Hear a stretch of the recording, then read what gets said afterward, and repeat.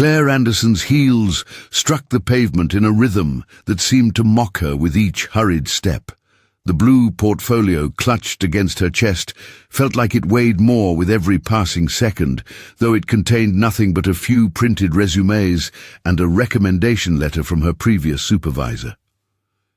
The morning sun cast long shadows across the sidewalk as she checked her watch for what must have been the 20th time in 5 minutes.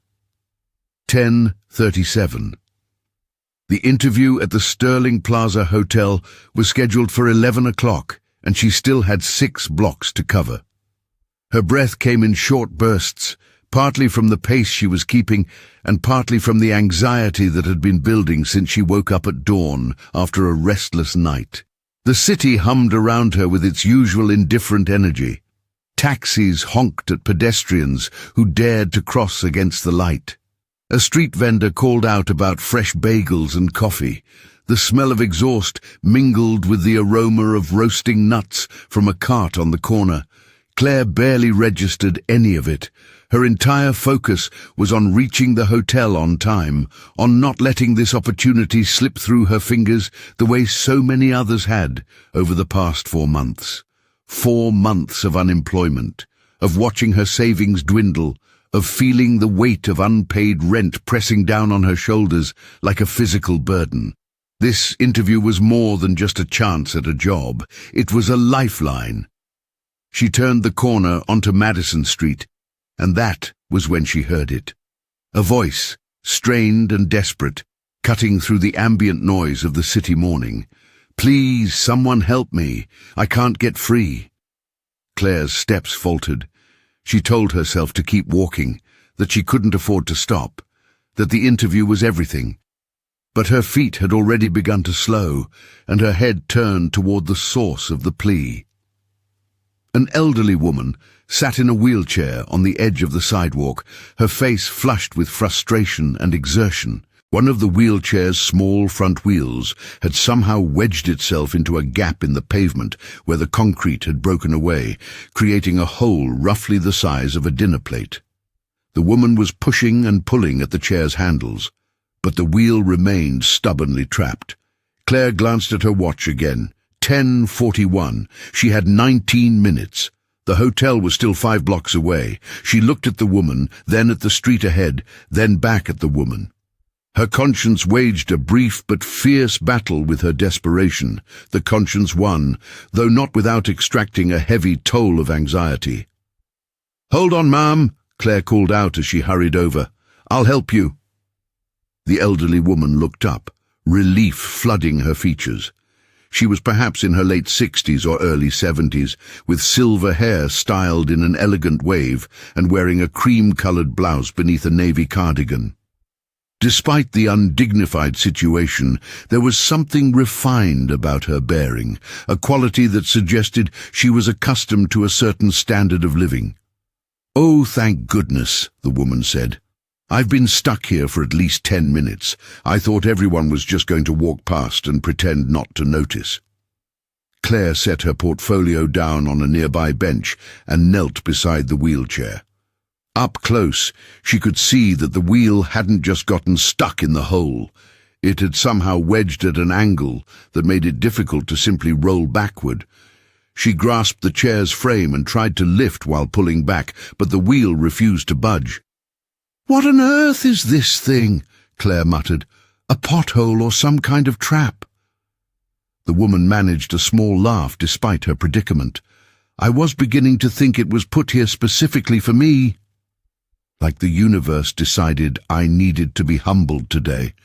Claire repositioned her grip and tried again, this time putting more of her weight into the effort. The chair rocked slightly but remained trapped. Sweat began to form on her brow. She was acutely aware of each passing second, of the distance still remaining to the hotel, of the interview that was slipping further and further out of reach. "Perhaps fate wants us to become acquainted," the woman said, watching Claire's efforts with an expression that seemed oddly amused given the circumstances. "Fate could have chosen a less inconvenient time," Claire said through gritted teeth as she braced her feet and pulled with both arms. I have a job interview in 15 minutes. Oh no, I'm so sorry. Please, you should go. Someone else will come along. But Claire couldn't leave now. She had committed to helping, and abandoning the task halfway would feel worse than never stopping in the first place. She adjusted her angle of approach, gripped the chair's frame from a different position, and gave one more forceful tug. There was a scraping sound of metal against concrete, and then suddenly the wheel popped free with such abruptness that Claire nearly fell backward onto the sidewalk. She caught herself at the last moment, breathing hard. "There," she said, straightening up and brushing dirt from her knees. "You're free." The elderly woman tested the wheelchair, rolling it back and forth to ensure it was functioning properly. Her smile was radiant. "You're an angel, young lady. I can't thank you enough. What's your name?" "Claire Anderson." "Margaret Westbrook, it's a pleasure to meet you, Claire, though I wish the circumstances had been better. Now hurry along to your interview. I'll be fine from here." Claire grabbed her portfolio and checked her watch.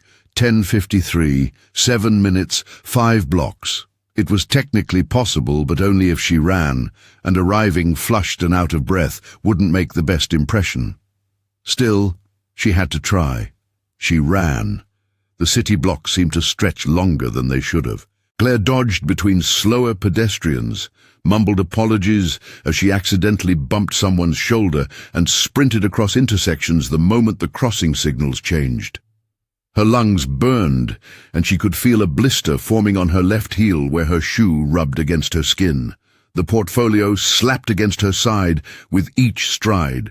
When she finally saw the Sterling Plaza Hotel rising before her, its Art Deco facade gleaming in the late morning sun, her watch read 11:04, 4 minutes late. She burst through the revolving door into the lobby, which was appointed with marble floors, crystal chandeliers, and arrangements of fresh flowers on mahogany tables. A doorman in a burgundy uniform gave her a sympathetic look as she rushed past toward the front desk. "I'm here for an interview," Claire said to the receptionist, trying to catch her breath. "Claire Anderson. I know I'm a few minutes late, but something unexpected happened." The receptionist, a young man with perfectly combed hair and a name tag that read Gerald, consulted his computer screen and then gave her an apologetic smile. "I'm sorry, Miss Anderson." The interviews concluded at 11 sharp. Mr. Pemberton was very clear about the time requirements. "Please," Claire said, "it was only 4 minutes. I helped someone in an emergency. Can't I just explain to Mr. Pemberton?" Gerald picked up a phone and spoke quietly into it for a moment. Then he hung up and shook his head. "I'm sorry. He says that punctuality is the first test of reliability. The position has very strict scheduling demands." Claire wanted to argue, wanted to explain about the woman in the wheelchair and the trapped wheel and the moral impossibility of simply walking past someone who needed help. But she could see in Gerald's expression that it would make no difference. The decision had been made. She thanked him quietly and turned away from the desk, her shoulders sagging. The walk across the lobby felt longer than the sprint through 5 city blocks had felt. The portfolio that had seemed so important an hour ago now felt like dead weight. 4 months of searching, and she had finally gotten an interview at a reputable hotel, only to lose the opportunity because she had stopped to help someone. The unfairness of it made her throat tight with unshed tears. She pushed through the revolving door and stood on the hotel's front steps, uncertain what to do next. Go home to her tiny apartment with its leaking ceiling and overdue rent notices, send out more resumes that would probably disappear into the void. She looked up at the cloudless sky and let out a long breath. "Great," she said to no one in particular. "I saved someone's day and destroyed my own." "Claire? Claire Anderson." She turned. Margaret Westbrook was rolling down the sidewalk in her wheelchair, now being pushed by a man in a chauffeur's uniform. He was perhaps in his 50s, with a dignified bearing and a cap that matched the black of his suit. "Mrs. Westbrook?" Claire said, surprised. "I had a feeling I might find you here." "Did you get the position?" Claire shook her head. I was 4 minutes late. They wouldn't even let me interview. Margaret's expression shifted to one of genuine distress. Oh, no. This is entirely my fault. If I hadn't been stuck in that ridiculous pothole. It's not your fault, Ma'am, Claire interrupted. I made a choice. The hole was tricky, but I'm the one who decided to stop. Margaret studied Claire for a long moment, her eyes sharp despite her age. There was an intelligence in that gaze, a sense that she was seeing more than just a disappointed job seeker on the hotel steps. You have a good heart, Margaret said finally, and I believe people with good hearts deserve opportunities. Would you join me for coffee? There's a cafe just around the corner. I'd like to speak with you. Claire hesitated. You don't need to feel obligated because I helped you. This has nothing to do with obligation, dear. I'm interested in having a conversation, unless you have somewhere else to be. Claire thought about her empty apartment and the futile job search that awaited her there. Coffee with a kind stranger seemed infinitely more appealing. All right, she said. I'd like that. The cafe Margaret led her to was a small establishment called the Morning Rose, tucked between a bookstore and a dry cleaner. It had the comfortable, lived-in quality of a place that had been serving the neighborhood for decades. The walls were painted a warm cream color and decorated with watercolor paintings of European street scenes. The scent of fresh brewed coffee and baking pastries filled the air. Margaret's chauffeur, who she introduced as Thomas, held the door open and then indicated he would wait outside with the car. They settled at a corner table near the window. Margaret ordered 2 cappuccinos, without asking Claire's preference, a small gesture of confidence that somehow felt comforting rather than presumptuous. When the coffee arrived, Margaret wrapped her hands around the cup and looked at Claire with that same penetrating gaze. Tell me about yourself, Claire. Beyond the unfortunate circumstances of this morning, Claire found herself opening up more than she intended to. Perhaps it was the warmth of the cafe, or the genuine interest in Margaret's expression, or simply the relief of having someone to talk to after months of isolation and rejection. She talked about her previous job at a small boutique hotel that had closed due to financial difficulties. She mentioned her degree in hospitality management and her passion for creating welcoming experiences for guests. She admitted her current financial struggles without going into too much detail, not wanting to seem like she was asking for charity. Margaret listened attentively, occasionally asking questions that demonstrated she was truly engaged with Claire's story. When Claire finally wound down, feeling self-conscious about having talked so much, Margaret set down her coffee cup with a decisive click. You're intelligent, empathetic, and dedicated, Margaret said. You're also clearly not wearing a wedding ring, which means no husband. Claire blinked at the sudden shift in conversation. No husband. My life's complicated enough on its own right now. Margaret's lips curved into a small smile. What if I told you I had a proposal that could solve several of your problems at once? What kind of proposal? I'd like you to meet my son. Claire wasn't sure she had heard correctly. I'm sorry, what? My son, Nathan. I'd like you to meet him. Mrs. Westbrook, I'm grateful for the coffee, but I'm not looking for a husband, Margaret finished. Neither is he, technically. But that's precisely the problem. Before Claire could respond, Margaret pulled out her phone and made a call. She spoke briefly, her tone leaving no room for argument despite her pleasant words, and then hung up. He'll be here in 15 minutes, Margaret said. He's very punctual, unlike his mother when stuck in potholes. Claire stared at her. Mrs. Westbrook, I don't understand what's happening. You will soon, dear. Just trust me for a few more minutes. Those 15 minutes felt both endless and instantaneous. Margaret made casual conversation about the neighborhood and the history of the cafe, seemingly unconcerned about the strangeness of the situation she had created. Claire sipped her cappuccino and tried to figure out what exactly she had gotten herself into by accepting the invitation for coffee. When the cafe door opened again, Claire looked up and saw a man who could only be Nathan Westbrook. He was tall, probably just over 6 feet, with dark hair cut in a professional style and wearing a charcoal grey suit that looked expensive even to Claire's untrained eye. His features were angular and handsome in a reserved sort of way, and his expression was one of barely contained exasperation. "Mother," he said as he approached their table, "what's the urgent matter that couldn't wait?" "Sit down, Nathan. This is Claire Anderson, the young woman who helped me this morning." Nathan's gaze shifted to Claire, and she saw him take in her appearance with a quick, assessing glance. She was suddenly very aware that she was still flushed from her run through the city, and that her blouse had a small spot on the collar where she had spilled coffee during breakfast. "Nice to meet you," he said, his tone polite but perfunctory. "Likewise," Claire managed. Nathan remained standing. "Mother, I appreciate you wanting to thank Miss Anderson, but I have 3 meetings this afternoon and—" "Sit down," Margaret repeated, and this time there was steel beneath the pleasant words. Nathan sat. He looked between his mother and Claire with an expression that suggested he was trying to solve a puzzle. Margaret folded her hands on the table and spoke with the calm certainty of someone about to change lives. "Claire, my son needs a wife.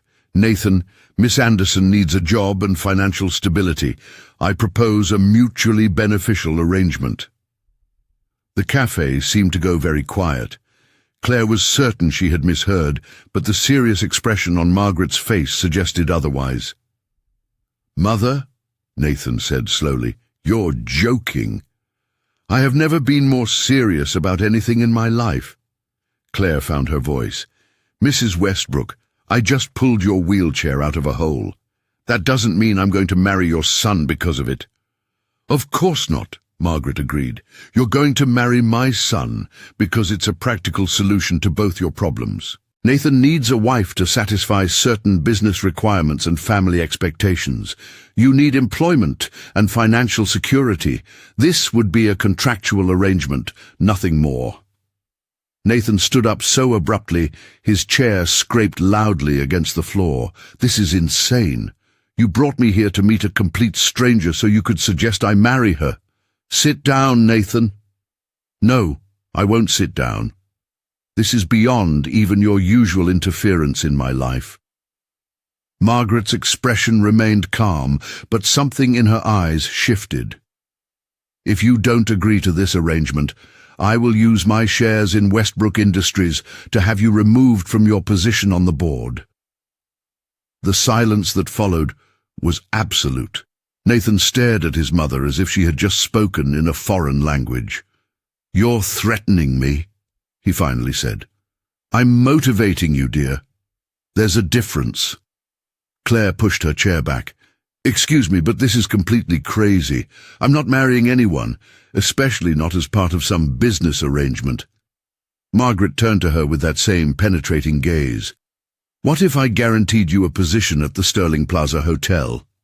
A good position with a competitive salary, and your own apartment fully furnished." Claire's objections caught in her throat.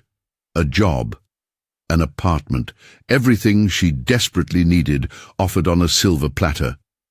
But the price was marriage to a stranger, and not just any stranger, but one who was looking at her right now as if she were part of an elaborate prank. "This is blackmail," Nathan said.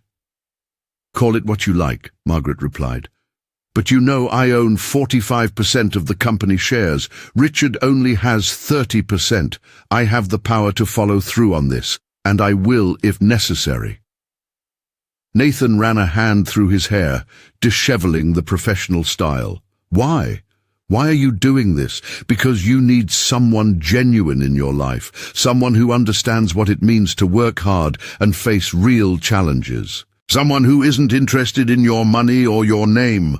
Margaret looked at Claire, and I saw that quality in Claire within minutes of meeting her. Claire shook her head. "Mrs. Westbrook, this is very flattering in a bizarre way, but I can't marry someone I don't even know." "It would be temporary," Margaret said. "A year, perhaps, long enough to satisfy the requirements and give you both what you need. After that, you can divorce amicably." Nathan sat back down, though his expression suggested he was doing so only to better argue his point. "And what exactly are these requirements you're so concerned about?" "The company bylaws specify that board members must demonstrate stability and commitment. Your father and the other board members have been questioning your dedication because you're 32 and have never maintained a relationship longer than 6 months. They're concerned about your judgment. So the solution is a fake marriage. The solution is a real marriage that serves a practical purpose. What you and Claire choose to make of it beyond that is your own business." Claire looked at Nathan. He looked back at her. In that moment of shared bewilderment, she saw something flicker in his eyes that might have been understanding.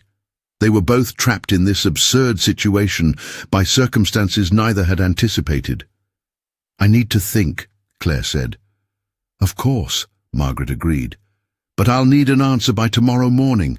The apartment is ready, the job can start immediately, and the paperwork can be completed within days." Nathan stood again. "I need air. This is too much." He walked out of the cafe without another word. Claire watched him go, then turned back to Margaret. "Why me?" she asked. "You don't know anything about me beyond a 15-minute conversation." Margaret smiled. "I know you stopped to help someone when you had every reason to keep going. I know you chose compassion over self-interest, even when that choice cost you dearly. That tells me everything I need to know about your character, Claire. Everything else is just details." Claire left the cafe in a daze, Margaret's business card tucked into her portfolio alongside her useless resumes. She walked home through streets that seemed less real than they had that morning, as if she had somehow slipped into an alternate version of her life, where elderly women in wheelchairs proposed arranged marriages over cappuccinos. Her apartment felt even smaller and shabbier when she returned to it. The leak in the ceiling had left a new water stain on the wall near the window. An envelope sat on her kitchen counter, the notice from her landlord demanding 2 months' back rent by the end of the week. She sat on her second-hand couch and stared at that envelope for a long time. Marriage to a stranger. It was insane, completely, utterly insane. But so was being evicted because she couldn't find work. She pulled out her phone and stared at Margaret's number. Her thumb hovered over the call button for several minutes before she finally set the phone aside. She needed to sleep on this, to think clearly without the emotional turbulence of the day clouding her judgment. That night, she barely slept. She kept thinking about Nathan's face when his mother had made her pronouncement, the mix of shock and anger, and something else she couldn't quite identify. She thought about Margaret's words regarding character and choice. She thought about the apartment she might lose, and the job that had slipped through her fingers because she had taken 4 minutes to be kind. The next morning, Claire called the number on Margaret's card. The phone rang 3 times before Margaret answered. "I'll do it," Claire said before she could change her mind. "But only for 6 months, and there have to be clear terms. This is business, nothing more." 6 months is acceptable, Margaret replied, and Claire could hear the satisfaction in her voice. "I'll have my lawyer draw up a contract." "Welcome to the family, Claire." After hanging up, Claire sat on her couch and wondered if she had just made the best or worst decision of her life. Perhaps, she thought, it was somehow both.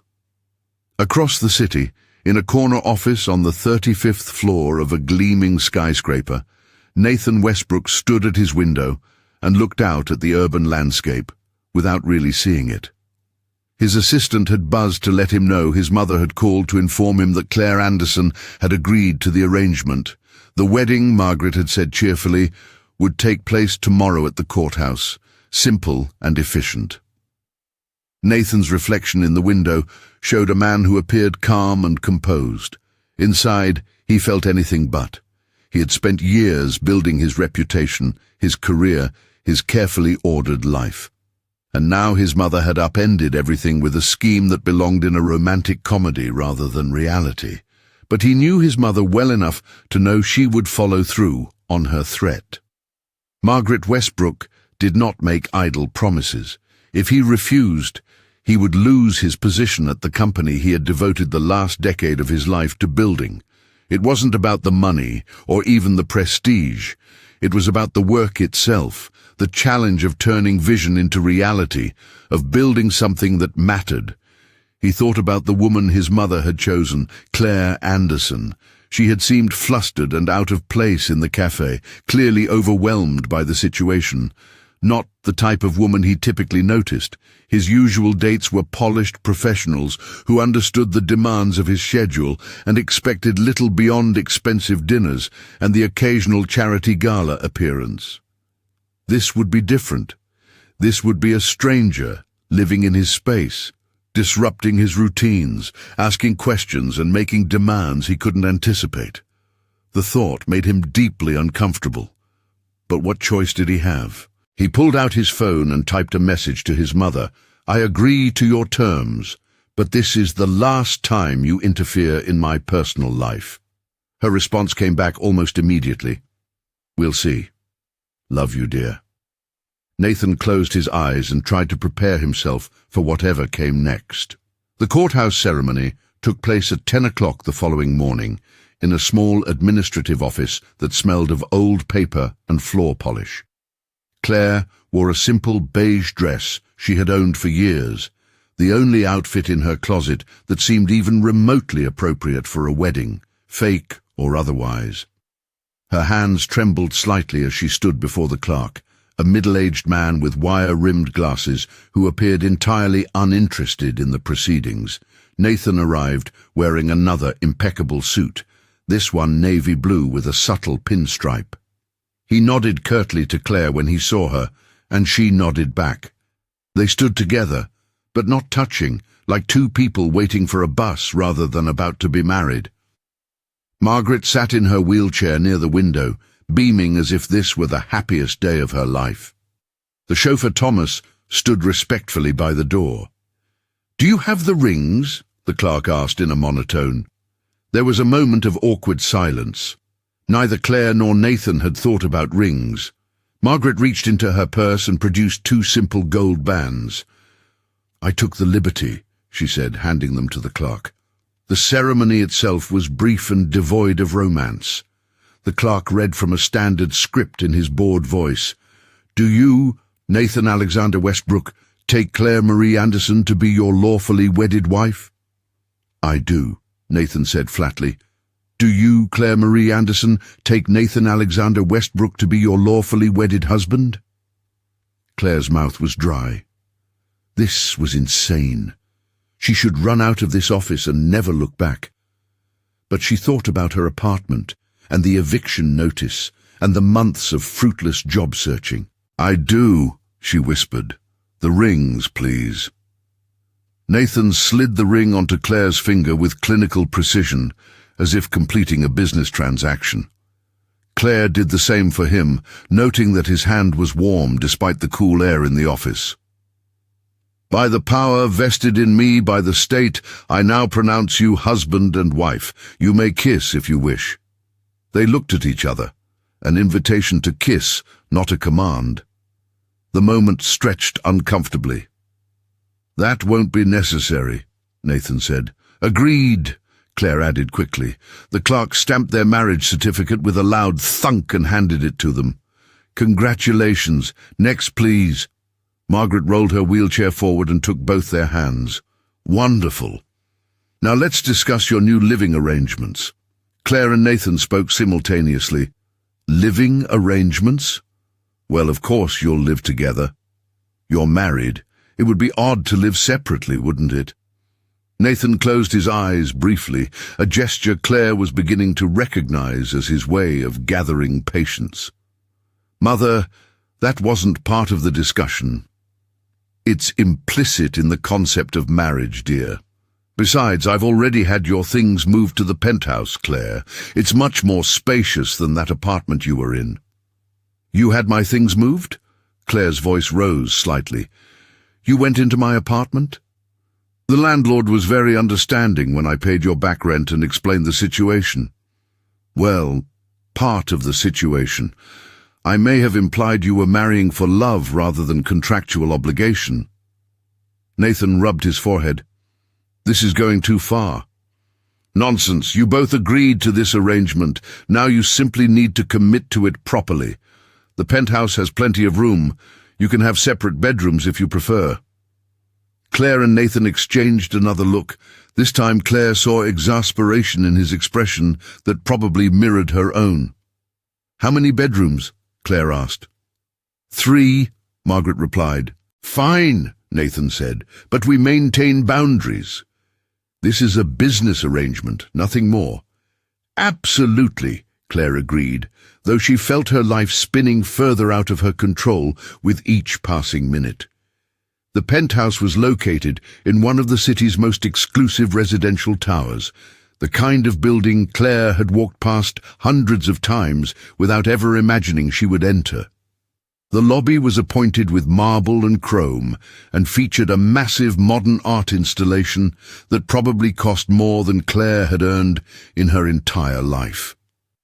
The doorman greeted Nathan by name and welcomed Claire with a professional smile that suggested he had been briefed on her arrival.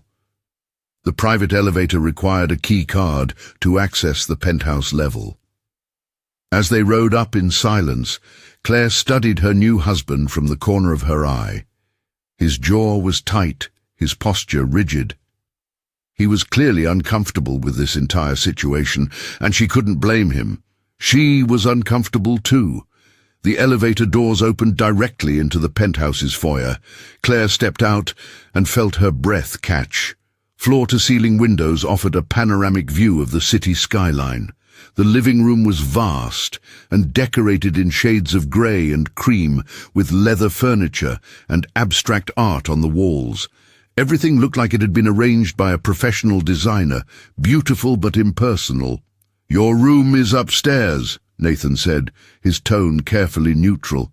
"Second door on the left. Your belongings are already there. I'll be in my office if you need anything." He walked away before Claire could respond, disappearing through a doorway on the right side of the living room. She heard a door close firmly. Claire stood alone in the massive space and felt simultaneously like she had won the lottery and made a terrible mistake. She climbed the stairs to the second floor and found the room Nathan had indicated. It was larger than her entire previous apartment, with a king-sized bed, an attached bathroom with a soaking tub, and a walk-in closet where her meagre possessions looked lost among the empty shelves and hanging rods. She sat on the edge of the bed and looked at the unfamiliar ring on her finger. 24 hours ago, she had been Claire Anderson, unemployed and struggling. Now she was Claire Westbrook, married to a millionaire and living in a penthouse. The absurdity of it made her laugh, though the sound had a slightly hysterical edge. Her phone buzzed, a text from Margaret. "Remember, you start at the Sterling Plaza Hotel tomorrow. The position is assistant manager of guest services.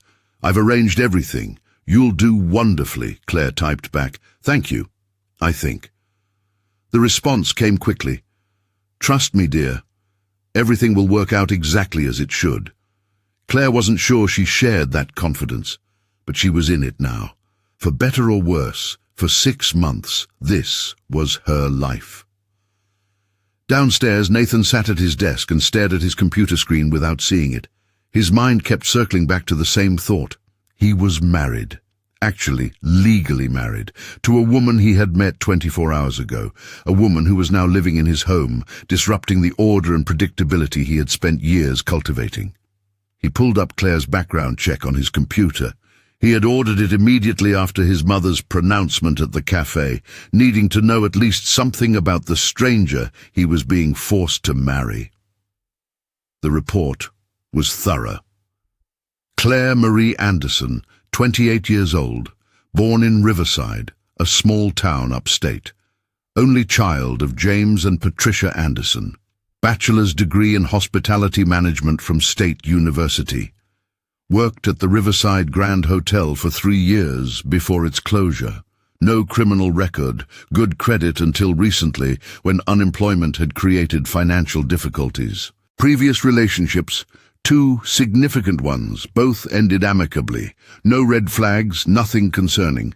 Just a normal person whose life had been disrupted by circumstances beyond her control. Like his had been. Nathan closed the file and leaned back in his chair. 6 months. He could survive anything for 6 months. He would maintain his routines, keep their interactions minimal and professional, and then they would both move on with their lives. Simple. Except nothing about this situation was simple.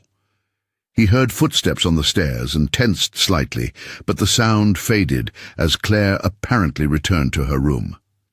Nathan looked at the door to his office and realized he had instinctively closed it the moment he entered, creating a physical barrier between himself and his new wife. This was going to be a very long 6 months. Claire's first day at the Sterling Plaza Hotel began at 7 in the morning.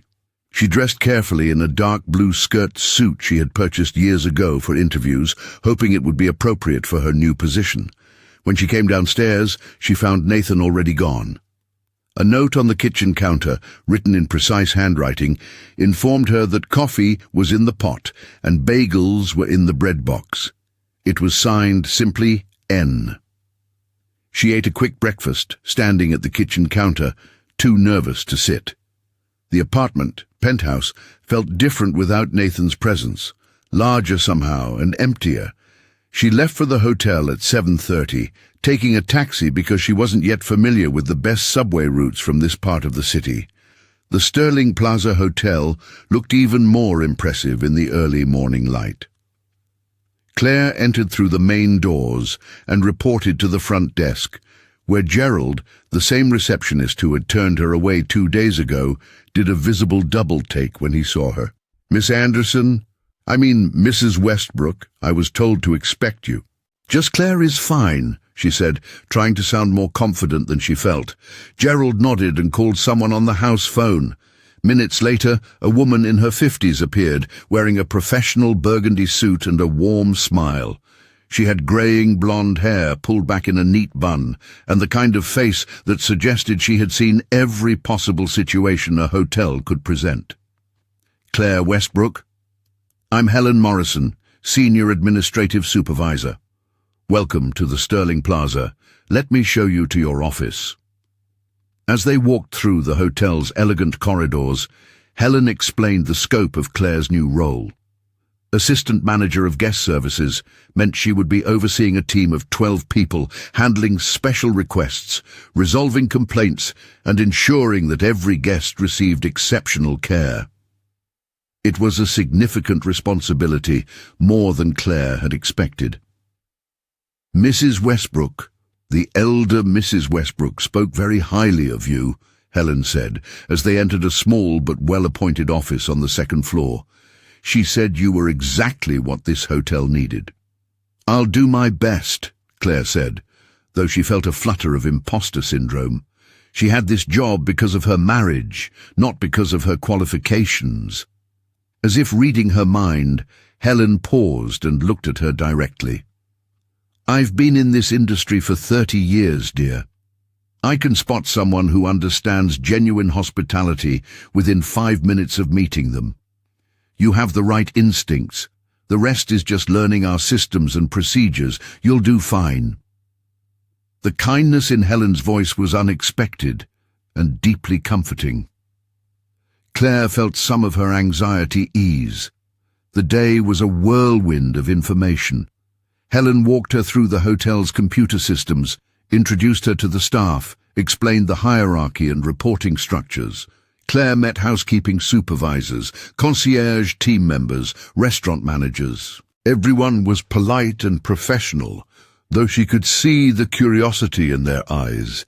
The new manager, who was also, though they didn't say it aloud, Nathan Westbrook's wife. During lunch, which Claire ate quickly at her desk while reviewing employee files. Helen brought her a cup of tea and settled into the visitor's chair. "How are you holding up?" she asked. "Overwhelmed, but managing," Claire admitted. "Good. Honesty is important. There's something you should know, though I hate to dampen your first day."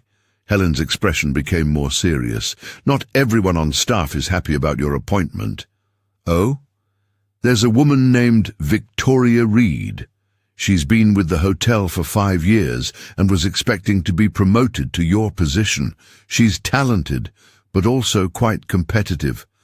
And there's a man in events, Ryan Foster. He has a history of making things difficult for people he perceives as threats." Claire's stomach sank slightly. "I see. I'm telling you this so you're prepared, not to frighten you. Just keep your guard up and document everything. If either of them gives you trouble, come to me immediately." "Thank you, Helen, for the warning and for everything today." Helen stood and patted Claire's shoulder. "You're welcome, dear. We're all on the same team here, even if not everyone realizes it yet." After Helen left, Claire sat at her desk and looked at the employee files spread before her. Victoria Reed's photo showed a woman in her early 30s with perfect blonde hair and a smile that didn't quite reach her eyes. Ryan Foster's picture revealed a handsome man with dark hair and an arrogant tilt to his chin. Claire made mental notes to be cautious around both of them and returned to her work. When she arrived home that evening, exhausted from processing so much new information, she found Nathan in the kitchen making dinner. He was still wearing his dress shirt and slacks, though he had removed his tie and rolled up his sleeves. The sight of him doing something as domestic as cooking was oddly jarring. "Hi," she said tentatively. "Good evening. How was your first day?" "Overwhelming. Yours?" "Typical. I made pasta. There's enough for 2 if you're hungry." They ate dinner sitting at opposite ends of the long dining table, the space between them feeling like a chasm. Nathan asked polite questions about her day, and she reciprocated. The conversation was stilted, careful, the dialogue of 2 strangers trying to coexist without conflict. After dinner, Claire retreated to her room, while Nathan disappeared into his office. The pattern was established without any explicit discussion. They would be roommates who happened to be married, maintaining separate lives that occasionally intersected in shared spaces. It was practical, civilized, and terribly lonely. The weeks that followed settled into a routine.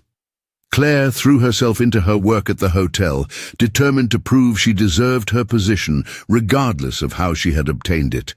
She arrived early, stayed late, and made herself indispensable to both the staff and the guests.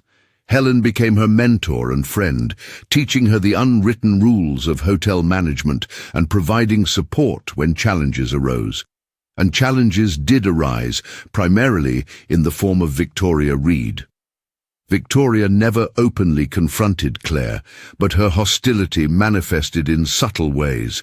She would neglect to pass along important messages. She would make dismissive comments about Claire's decisions in front of other staff members. She would smile to Claire's face while undermining her authority behind her back. Claire documented everything, as Helen had advised, but she didn't report Victoria immediately. She wanted to handle the situation on her own, to prove she could manage difficult personalities without running to her mentor.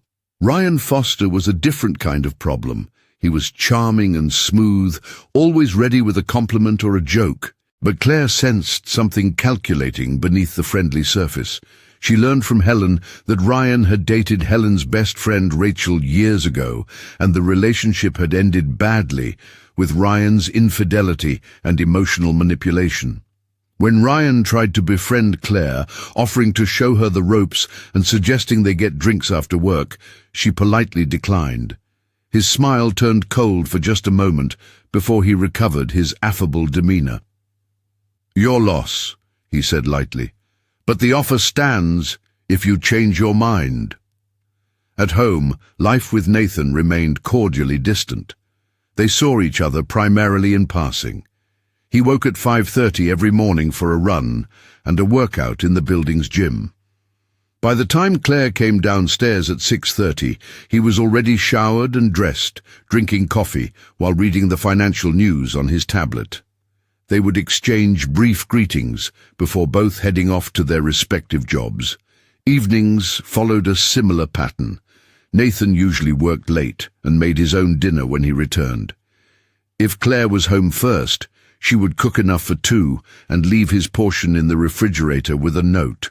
The notes became their primary means of communication, beyond the occasional polite conversation. Claire found herself oddly aware of Nathan's habits.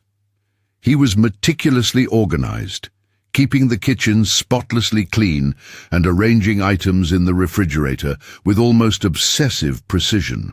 He listened to classical music while working in his office, the faint strains of piano concertos drifting under the door. He received frequent calls from his mother, which he answered with patient exasperation. He never raised his voice, even when clearly frustrated. She wondered if he was noticing her habits too. Did he realize she hummed while cooking? Did he know she stayed up too late reading because insomnia had plagued her since childhood? Did he notice that she left lights on in rooms she wasn't using because darkness made her anxious? If he did notice, he never mentioned it. One evening, about 3 weeks into the arrangement, Claire came home to find Margaret Westbrook sitting in the living room, having apparently let herself in with her own key. Claire shouldn't have been surprised. Of course, Margaret had a key. "Claire, darling," Margaret said, smiling, "I hope you don't mind my dropping by." "Of course not, Mrs. Westbrook." "Margaret, please. We're family now." Claire sat in the armchair across from Margaret, feeling suddenly self-conscious in her work clothes with her hair coming loose from its clip. "Is everything all right?" "Everything is perfect. I wanted to check on how you're settling in, both at the hotel and here." "The hotel is going well. I'm learning a lot. And here," Claire gestured vaguely, "is fine. Nathan and I have worked out a system." Margaret's eyes were too knowing. "A system, how romantic. It's not supposed to be romantic. It's a business arrangement." "Is it?" Margaret leaned forward slightly. "Tell me honestly, Claire. When you look at my son, what do you see?" The question caught Claire off guard. She thought about Nathan's focused intensity when he worked, the rare half-smile that sometimes appeared when something amused him, the careful way he moved through the world, as if constantly conscious of taking up space. "I see someone very controlled," Claire said carefully. "Someone who doesn't like surprises or disorder." "And what does he need?" "I don't know what you mean." "Yes, you do. My son has spent his entire adult life building walls. He thinks if he maintains perfect control over his environment and his emotions, nothing can hurt him. But that's not living, Claire. That's just existing. With respect, Margaret, Nathan and I barely know each other. I'm not in a position to change anything about how he lives." Margaret smiled that enigmatic smile. "We'll see. Sometimes the people who change us most are the ones we least expect." Before Claire could respond, they heard the elevator. Nathan stepped into the penthouse and froze when he saw his mother. "What are you doing here?" he asked, though his tone was more weary than angry. "Visiting my family." "Is that a crime?" "It is when you use your key without calling first." "Where's the fun in calling?" "Then you just make excuses about being too busy." Nathan set his briefcase down with deliberate care. "Mother, Claire and I have an agreement. We're maintaining our own lives. Your interference isn't helpful." "I'm not interfering. I'm simply taking an interest in my son and daughter-in-law's well-being." "We're fine," Nathan said firmly. "Claire, would you excuse us for a moment?"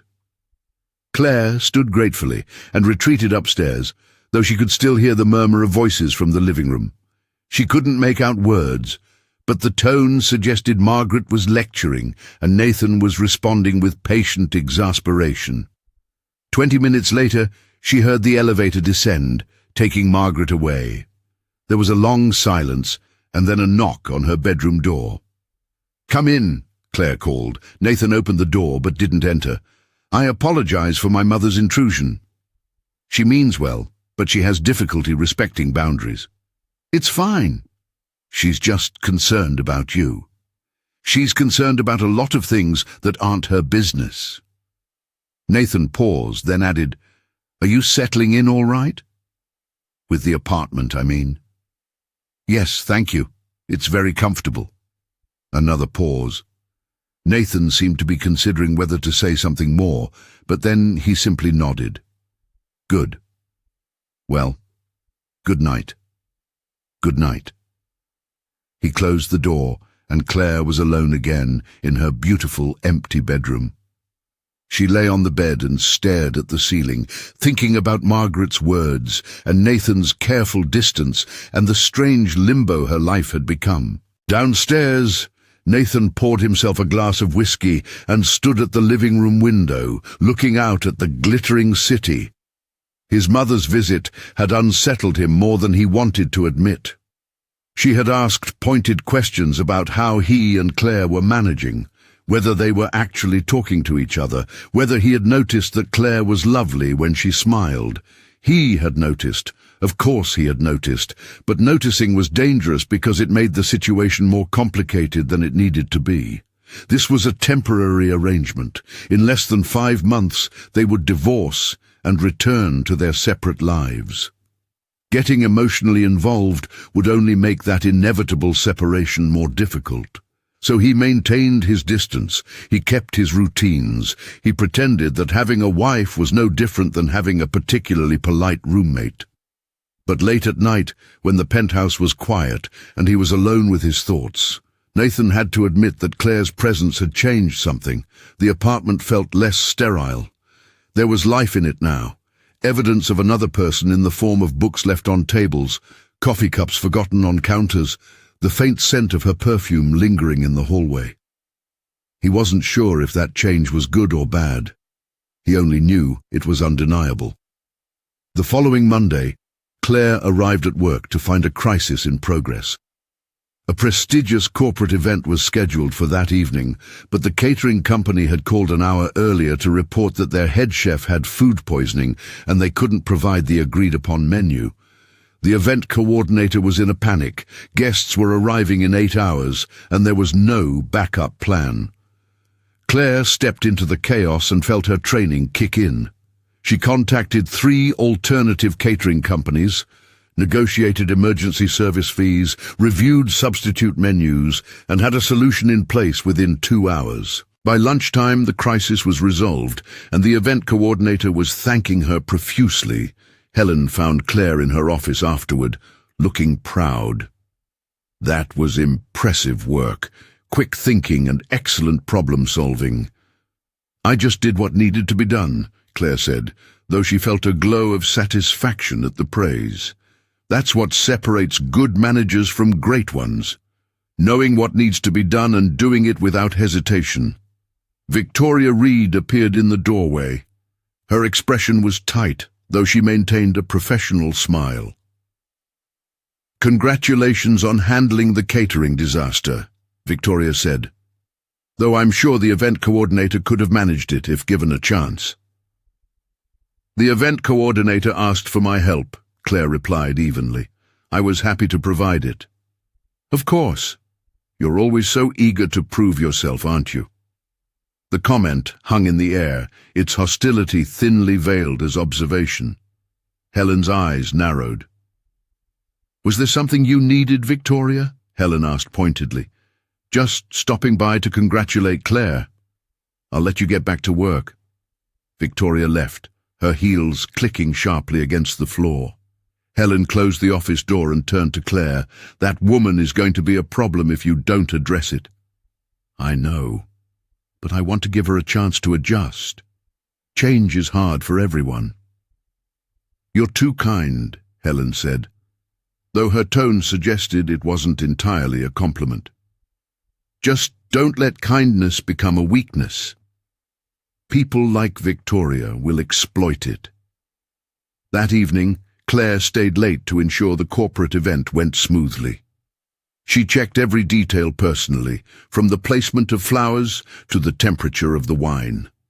The event was a success, and the client was effusive in their praise. Claire finally left the hotel at 10:30, exhausted but satisfied. When she arrived home, she was surprised to find Nathan still awake. He was in the living room, reading a book in the pool of light from a floor lamp. "You're home late," he said, looking up. "Work crisis, but we handled it. Your job seems demanding." "Isn't yours?" He smiled slightly, the expression transforming his usually serious face. "Fair point. Are you hungry?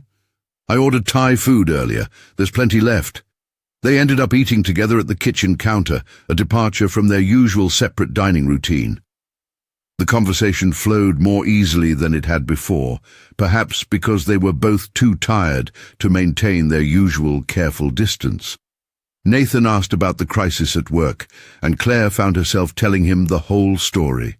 He listened attentively, asking intelligent questions that demonstrated he understood the complexity of the situation.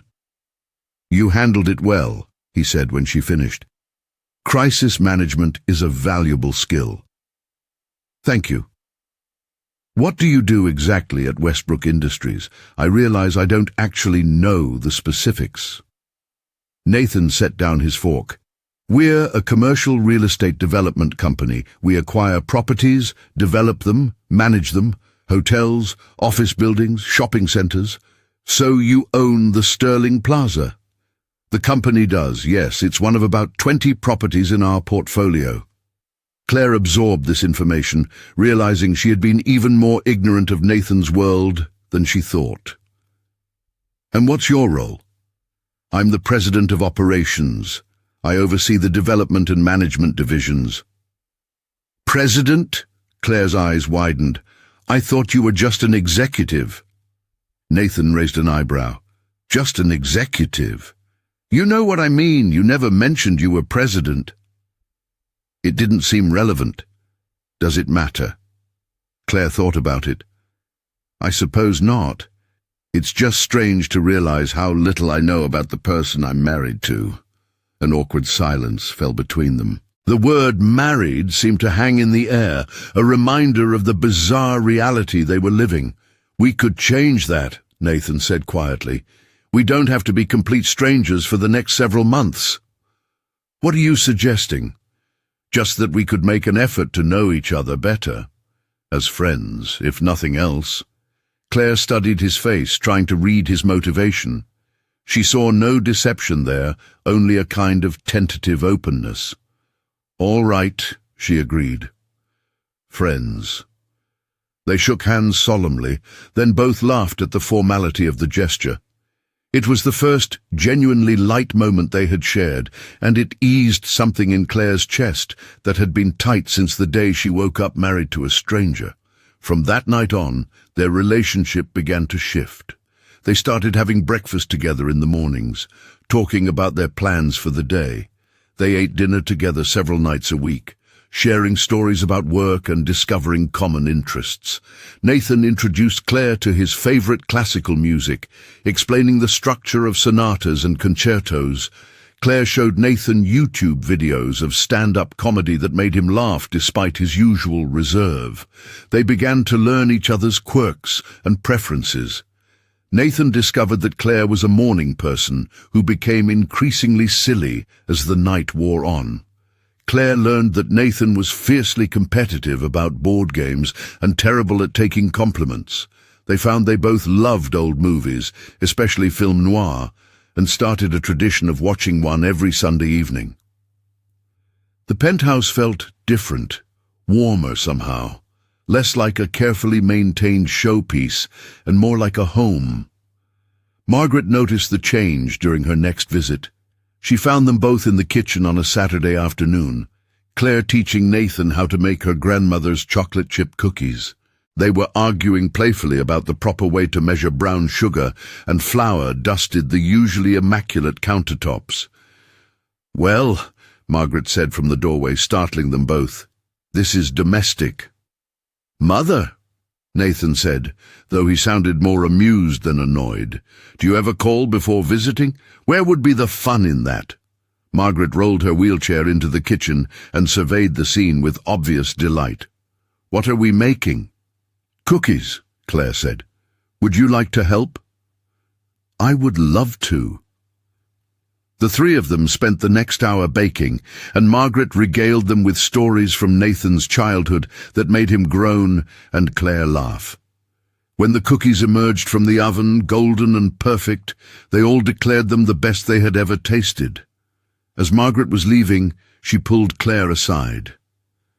"You're good for him," she said quietly. "I see a difference. He's lighter."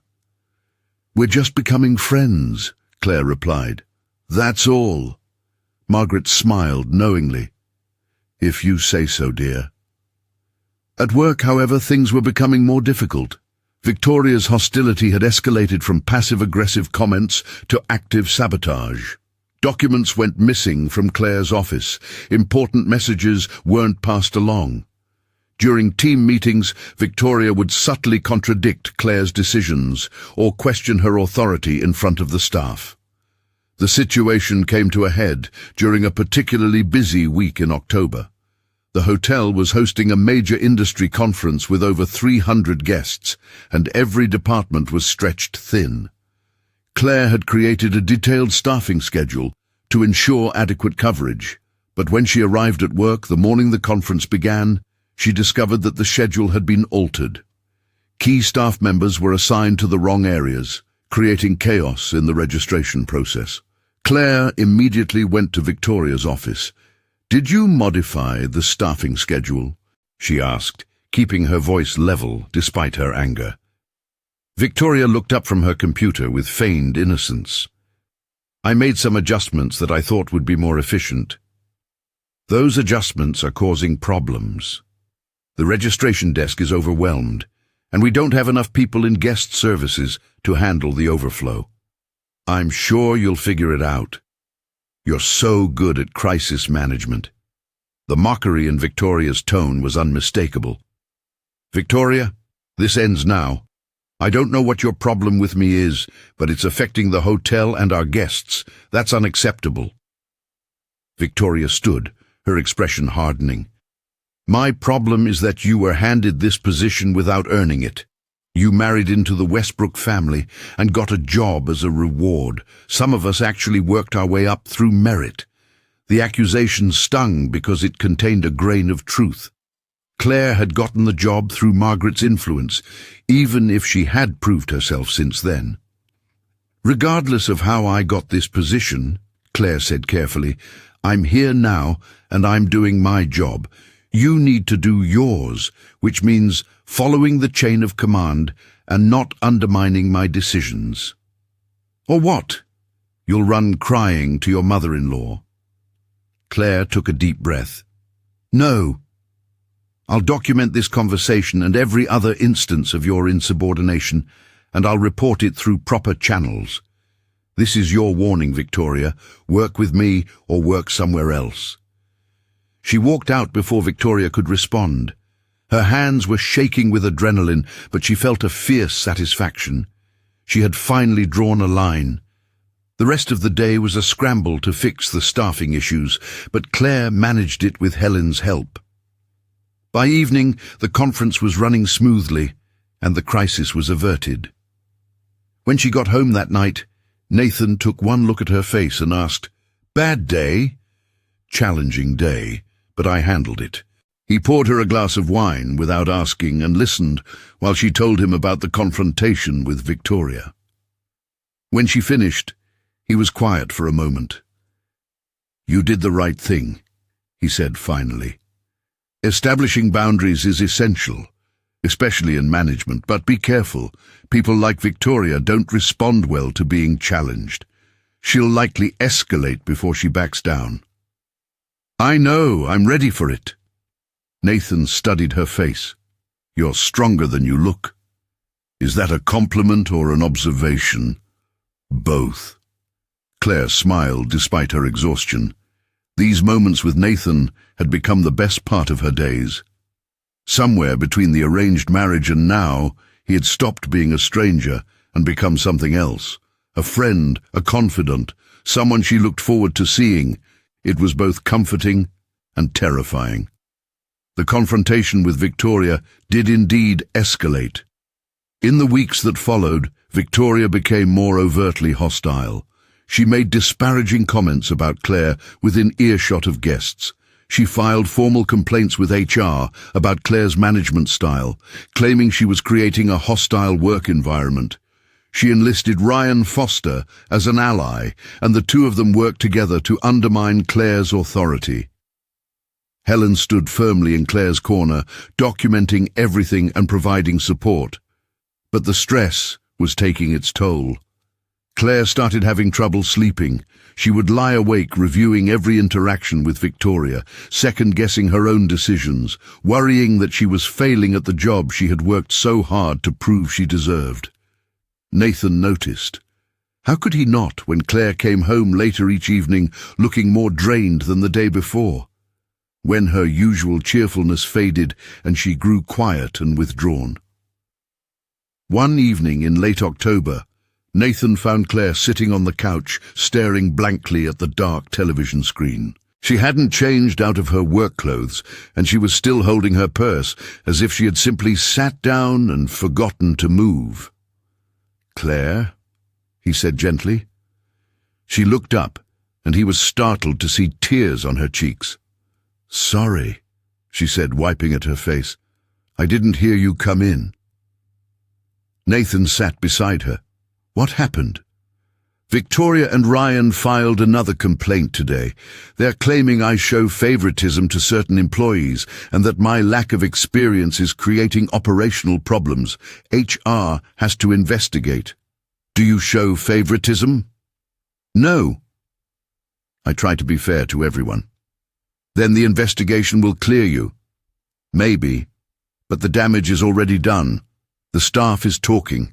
People are questioning my authority, and the worst part is that Victoria's not entirely wrong. I did get this job because of who I married. Maybe I don't deserve it." Nathan was quiet for a moment. Then he said, "When I became president of Westbrook Industries, I was 30 years old. A lot of people thought I only got the position because I'm Richard Westbrook's son. They whispered that I hadn't earned it, that I was just a privileged kid playing at business." Claire looked at him, surprised by this unexpected revelation. "It took me 2 years to prove that I belonged in that role," Nathan continued. 2 years of working longer hours than anyone else, of making difficult decisions, of earning respect one person at a time. The whispers eventually stopped, but not because people suddenly believed I deserved the position. They stopped because my results made the conversation irrelevant. "So what are you saying?" "I'm saying that how you got the job doesn't matter anymore. What matters is what you do with it. From everything I've seen, you're excellent at your work. You care about the guests and the staff. You solve problems creatively. You're exactly the kind of manager the hotel needs." Claire felt fresh tears forming, but these were different. "Thank you." I needed to hear that. Nathan hesitated, then reached over and took her hand. It was the first time they had voluntarily touched since their awkward wedding day. His hand was warm, his grip firm and reassuring. "Victoria and Ryan are trying to break you because they're threatened by your competence," he said. "Don't let them. You're stronger than they are." Claire squeezed his hand. "When did you become so wise?" "I've always been wise. You just weren't paying attention."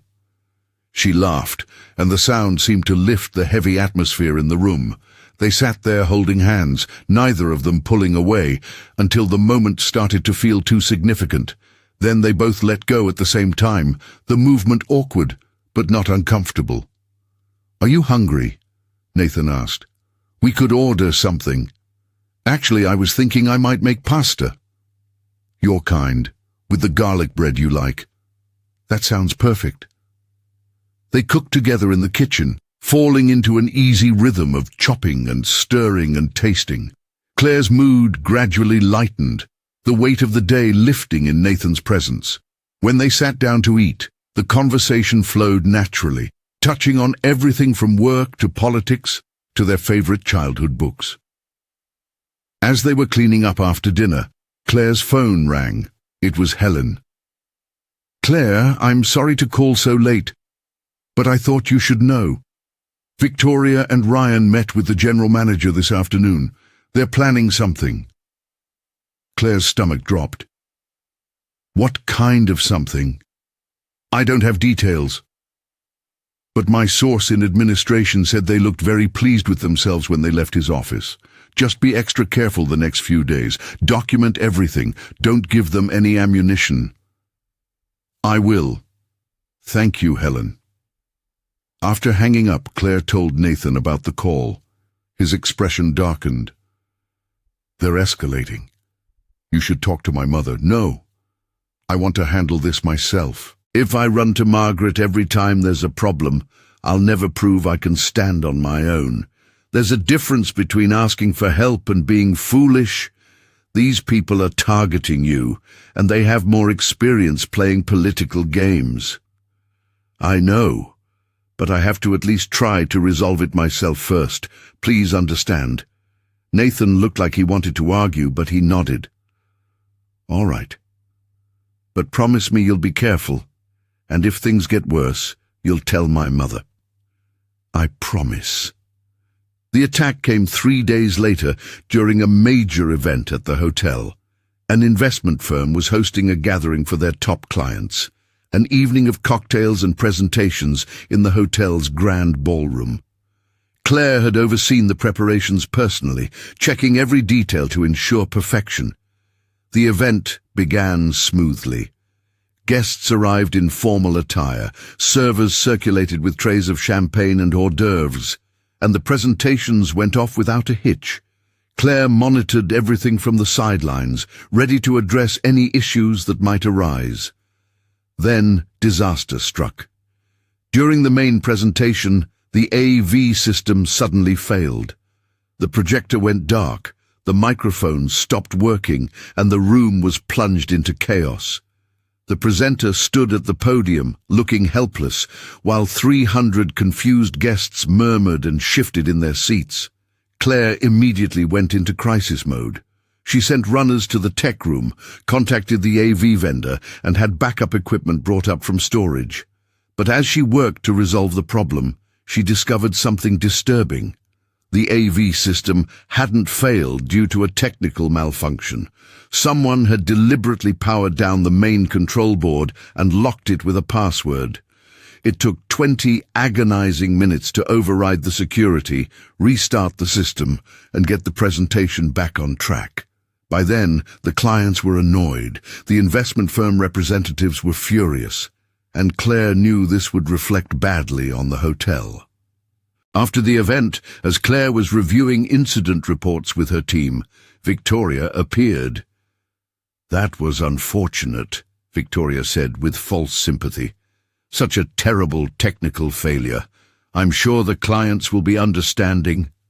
Something in Victoria's tone confirmed Claire's suspicions. "You did this." "I have no idea what you're talking about." "You sabotaged the AV system.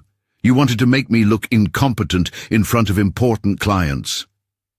Victoria's smile was cold. "Can you prove that?" Claire couldn't. The control room security footage would show who had accessed the system, but Victoria was clever. She would have had Ryan or someone else do it, maintaining plausible deniability. "This ends now," Claire said, her voice shaking with anger. "Tomorrow morning, I'm filing a formal complaint with HR and hotel management, with every piece of documentation I have about your behavior." "Go ahead. But you'll want to reconsider." "Why?" Victoria leaned closer, her voice dropping. "Because I have documentation too. Photos of you leaving the penthouse with Nathan Westbrook every morning. Time-stamped records showing you only got this job after marrying into the family. Testimony from staff members about your preferential treatment of employees who support you."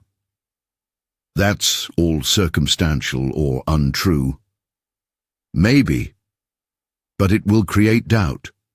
And in this industry, doubt is enough. You'll be under investigation for months. Your reputation will be destroyed. Is that really worth it for a job you didn't earn?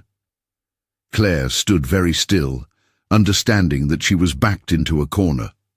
Victoria had planned this carefully, creating a situation where Claire would look incompetent while positioning herself as the better alternative for management. "I earned this job every day since I started," Claire said quietly. "Through hard work and dedication. Whatever you think about how I got here, I've proved myself since then." "Have you?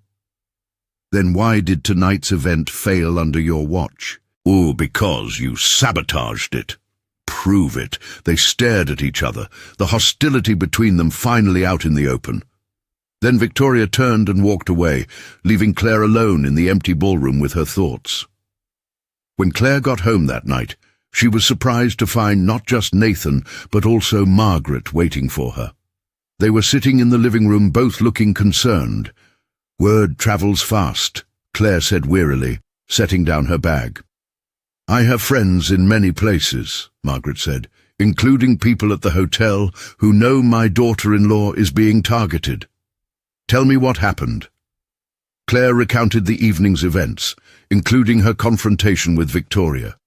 When she finished, Margaret's expression was thoughtful. "This Victoria Reed is bold, I'll give her that, and clever. But she made one critical error." "What's that?" "She underestimated you. And she underestimated how much I protect my family." "Margaret, I appreciate your concern, but I need to handle this myself." "Why?" "Pride." "Yes, and because if I keep relying on you to solve my problems, I'll never really prove I deserve anything I have." Margaret regarded her for a long moment. "You know, when I forced you and Nathan into this arrangement, I thought I was creating an opportunity for both of you. But I underestimated how much you would each need to grow into it. You've done that, Claire. You've proved yourself every day. Now it's time to stop being defensive about your position and own it fully." "How?" "By fighting back. Not with my help, but with your own strength and intelligence. You're not a victim, Claire. You're a capable manager who's being targeted by jealous colleagues. So stop acting like you need to apologize for existing and start acting like the leader you've become." The words hit Claire like cold water, bracing and clarifying. Margaret was right. She had been so focused on proving she deserved her position that she had been playing defense instead of offense. It was time to change strategies. "What do you suggest?" Claire asked. Margaret smiled. "I suggest you outthink them. Victoria and Ryan are operating on the assumption that you're weak and inexperienced. Use that assumption against them." Nathan, who had been quiet until now, spoke up. "The AV sabotage was their mistake. They got arrogant and left evidence. The control room security footage will show who accessed the system." "But Victoria wouldn't have done it herself," Claire said. "She's too careful." "Then find out who did it for her," Margaret said. "Talk to the AV staff. Someone knows something. People always talk, especially when they feel guilty about being part of something wrong." Claire thought about the AV team members she had worked with that evening. One young man, a technician named David, had seemed particularly nervous when she asked about the system failure. At the time, she had attributed it to stress over the malfunction. But what if it was actually guilt? "I'll talk to David tomorrow," Claire said. "If he was involved, maybe I can convince him to tell the truth." "And what about the investment firm clients?" Nathan asked. "They left angry." "That's bad for the hotel's reputation. I'll call them first thing in the morning and offer a meeting to discuss what happened. Complete transparency and a plan to ensure it never happens again. If I can show them we take the failure seriously, they might be willing to give us another chance." Margaret nodded approvingly. "Now you're thinking like a leader." Take control of the narrative instead of letting Victoria write it for you. After Margaret left, Claire and Nathan sat together on the couch, processing the evening. Claire felt energized despite her exhaustion, her mind already working through strategies and plans. "Thank you," she said to Nathan. "For what? For having my back, for believing I can handle this. I've always believed that. From the moment I saw you correct those financial projections without hesitation, I knew you were far more capable than you gave yourself credit for." Claire looked at him, surprised. "When did you see me correct financial projections?" Nathan's expression shifted to something that might have been embarrassment. "I may have been observing your work performance more closely than you realized, just to make sure my mother's judgment in hiring you was sound." "And was it?" "Her judgment is rarely wrong, even when her methods are questionable." They sat in comfortable silence for a while. Claire found herself hyper-aware of Nathan's presence beside her, the warmth of his body close to hers, the faint scent of his cologne. At some point, their relationship had shifted from polite strangers to genuine friends, and recently she had started noticing things that had nothing to do with friendship. The way his eyes crinkled when he smiled, the competent strength of his hands, the rare moments when his carefully maintained composure cracked and she could see the passionate person beneath. These observations were dangerous. Their arrangement had an end date. In less than 3 months they would divorce and go their separate ways. Getting emotionally attached would only make that inevitable separation painful. But knowing that didn't stop her heart from beating faster when he turned and caught her looking at him. "What?" he asked softly. "Nothing. Just thinking. About how strange life is. 6 weeks ago, I didn't know you existed. Now I can't imagine my days without our conversations." Something flickered in Nathan's eyes, something that made Claire's breath catch. For a moment she thought he might lean closer, might close the small distance between them. But then he stood abruptly. "It's late. We should both get some sleep. Big day tomorrow." "Right. Good night, Nathan." "Good night, Claire." She watched him disappear down the hallway to his room, and she wondered if he felt the same confusing pull she did, and if he did, whether that was a complication they could afford. The next morning, Claire arrived at the hotel early and went straight to find David, the AV technician. She found him in the equipment room, organizing cables with the careful attention of someone trying very hard to look busy. "David, can I speak with you for a moment?" He looked up, and she saw the guilt flash across his face before he could mask it. "Sure, Ms. Westbrook. Is this about yesterday?" "Yes. I need to understand what really happened with the AV system. It was just a malfunction. Technical failure. These systems are temperamental." Claire closed the door and spoke gently. "David, I've reviewed the security logs. Someone manually powered down the system and locked it with a password. That's not a technical failure, that's sabotage." David's face lost its color. He opened his mouth, closed it, then looked down at his hands. "I need you to tell me the truth," Claire continued. "I'm not trying to get you in trouble. I just need to know what happened and who was involved." "I'll lose my job," David said quietly. "Maybe. Or maybe I can help you if you're honest with me right now." David was silent for a long moment. Then he took a deep breath.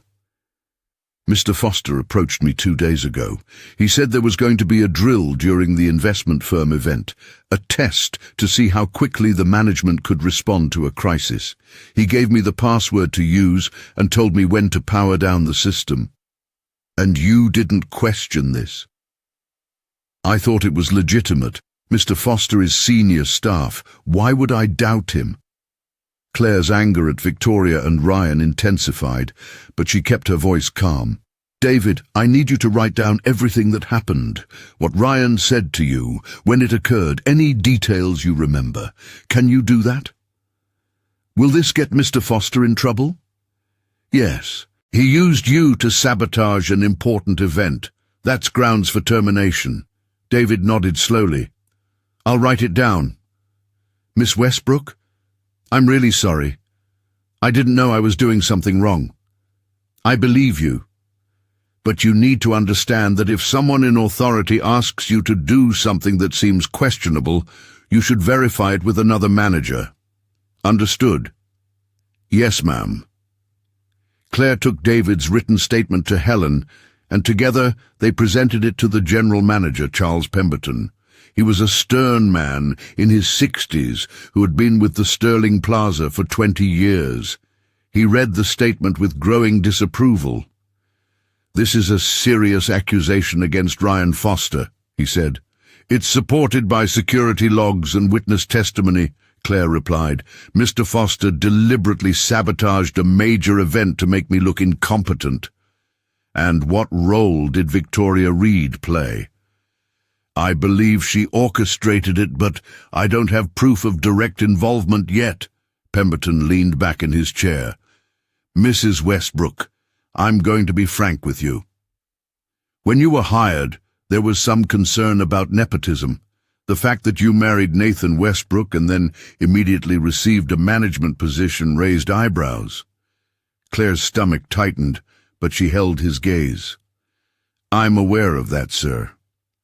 However, Pemberton continued, in the weeks since you started, you've demonstrated considerable skill and dedication.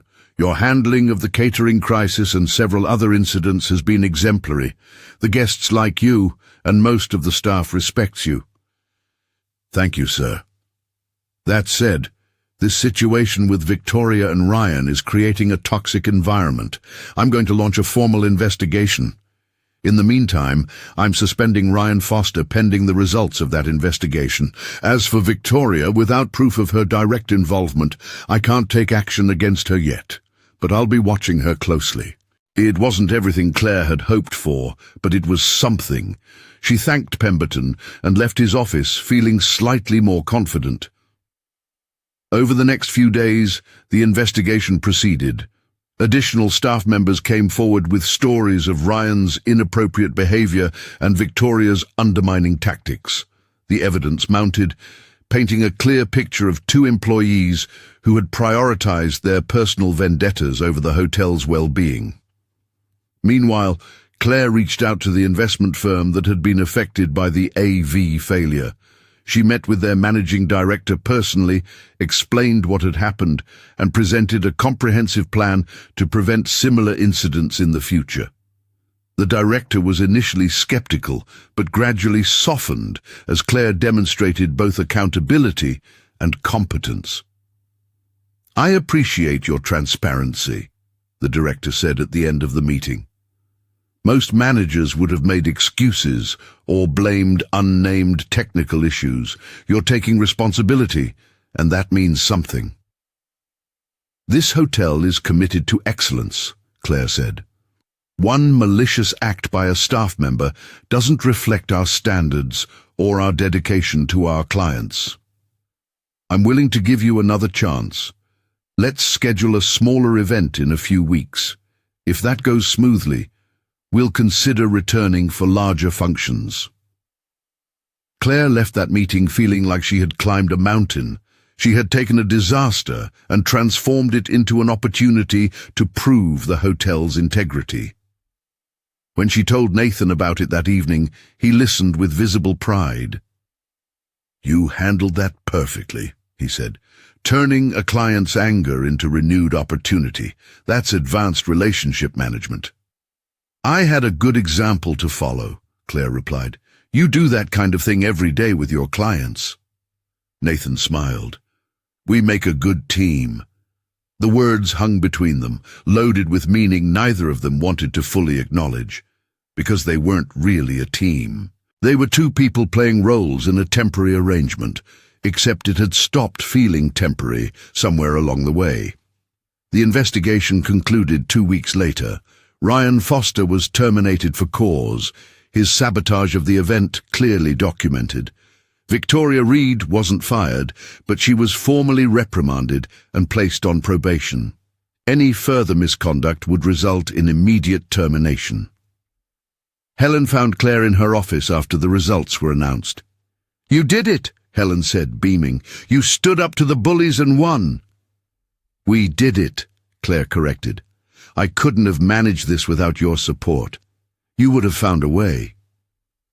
"You're tougher than you look, Claire Westbrook." Claire smiled at the use of her married name. She had been using it professionally, though it still felt strange to hear it, like wearing someone else's identity. That evening, Margaret arrived at the penthouse for dinner.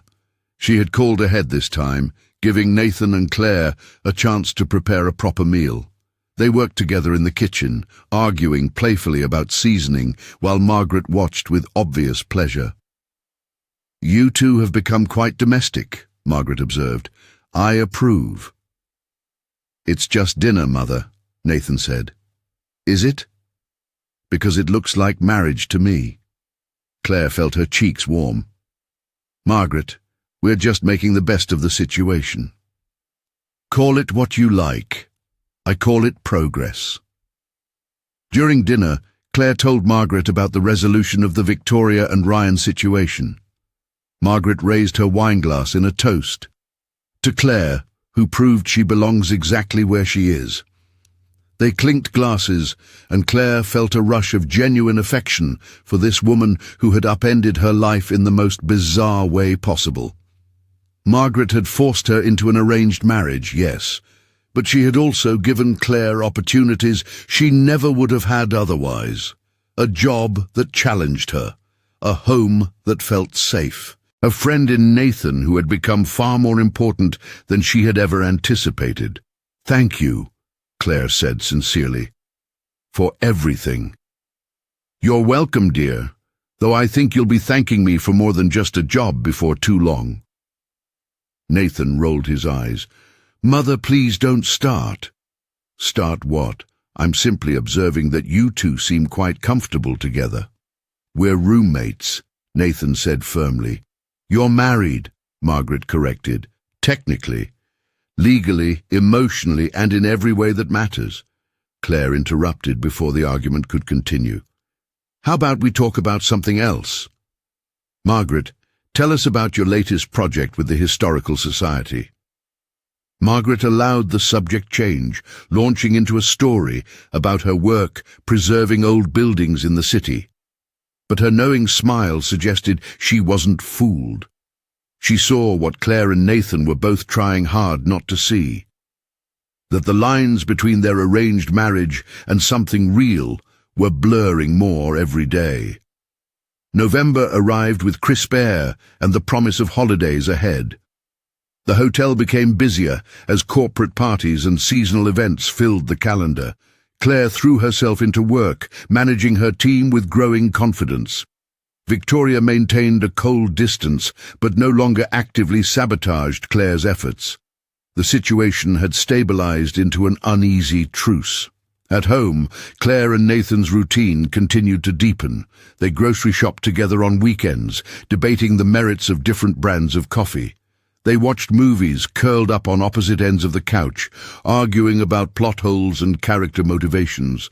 They stayed up late talking about their childhoods, their dreams, their fears. Claire learned that Nathan had always felt pressure to live up to his father's expectations, that he had sacrificed personal relationships to build his career, that beneath his controlled exterior was someone who longed for connection, but didn't know how to let people in. Nathan learned that Claire had grown up feeling invisible, always trying to prove she was worthy of attention, that her drive to succeed came from a deep fear of not being enough. These conversations were intimate in a way that had nothing to do with physical touch. They were exposing their vulnerable selves to each other, building trust brick by brick. One Saturday in mid-November, they were at the grocery store when Claire's phone rang. It was her mother, Patricia. "Sweetheart, your father and I were thinking of visiting for Thanksgiving. Would that be all right?" Claire's eyes widened. She hadn't told her parents much about her living situation, only that she had gotten married and was doing well.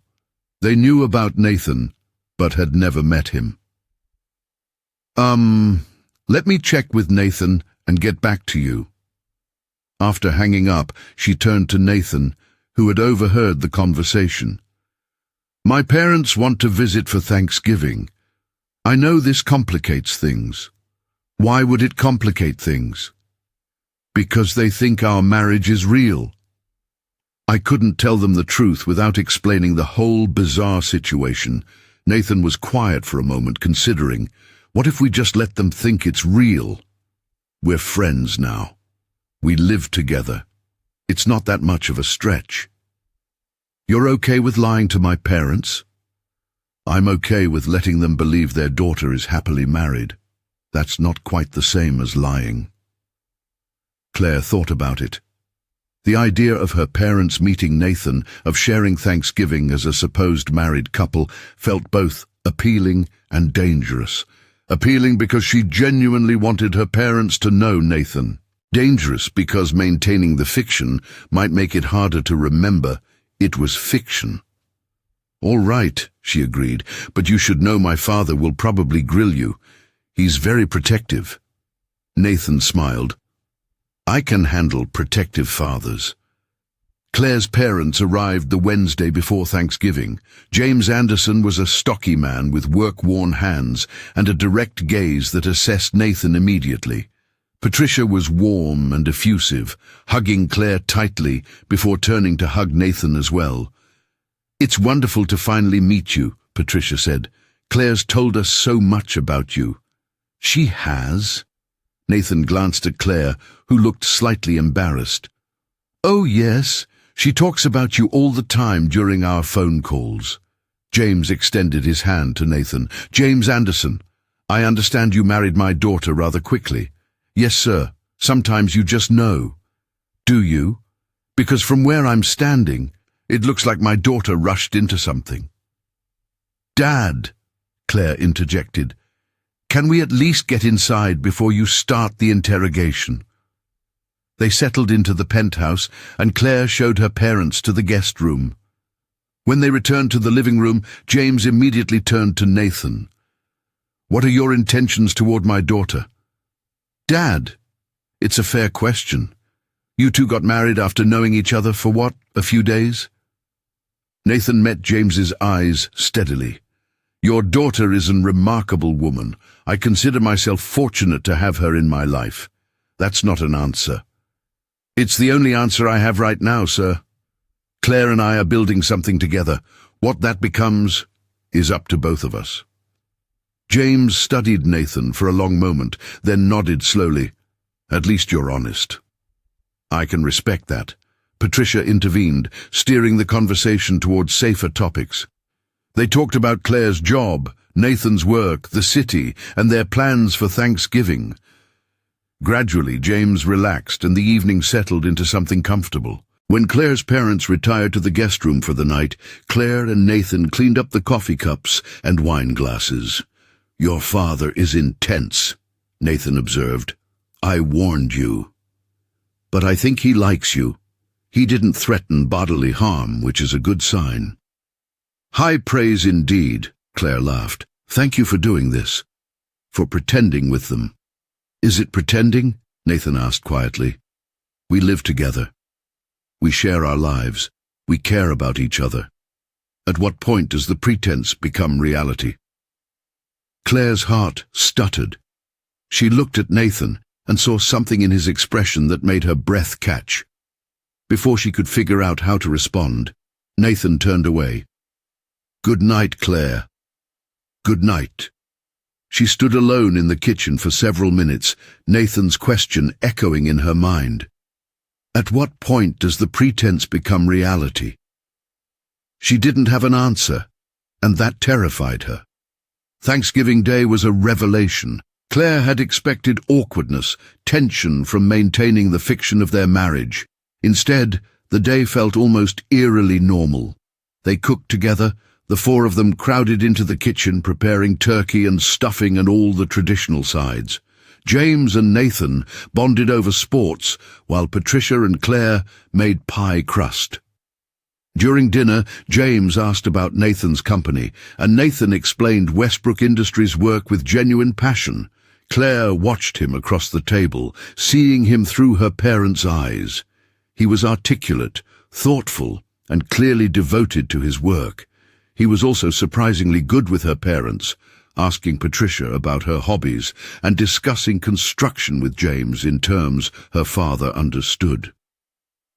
At one point, Patricia caught Claire watching Nathan with what must have been an obvious expression because her mother leaned over and whispered, "He really loves you, sweetheart. I can see it in the way he looks at you."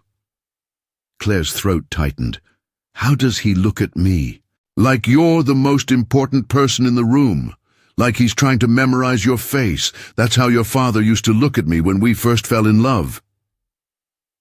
Claire glanced at Nathan again and caught him looking at her. Their eyes met, and something passed between them that felt significant.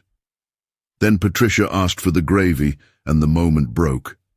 After dinner, they sat in the living room, drinking coffee and talking.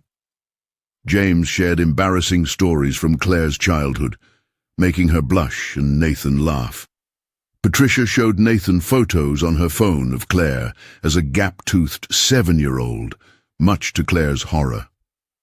When her parents finally went to bed, pleasantly exhausted from the day, Claire and Nathan were left alone. "Thank you," Claire said. "You were amazing with them. They're easy to be with. I see where you got your warmth." They sat together on the couch, the silence comfortable but charged with something neither wanted to name. Nathan's arm was along the back of the couch, and Claire could feel the heat of it near her shoulders. "Nathan? Yes? What you asked last night, about when pretense becomes reality. I've been thinking about it." He turned to face her, his expression serious. "And I don't know when it happened.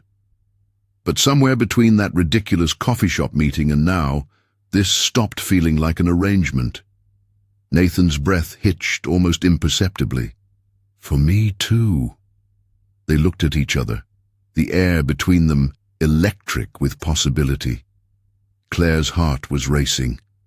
This was the moment where they either acknowledged what was happening between them or retreated back to the safety of their defined roles. Nathan leaned closer. Claire's eyes fluttered closed. She felt his breath on her lips, the ghost of contact that would change everything. And then the elevator dinged.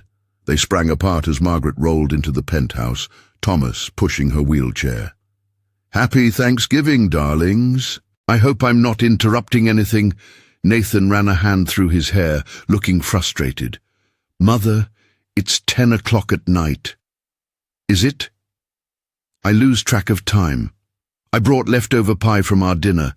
Your father ate most of it, but I saved you some."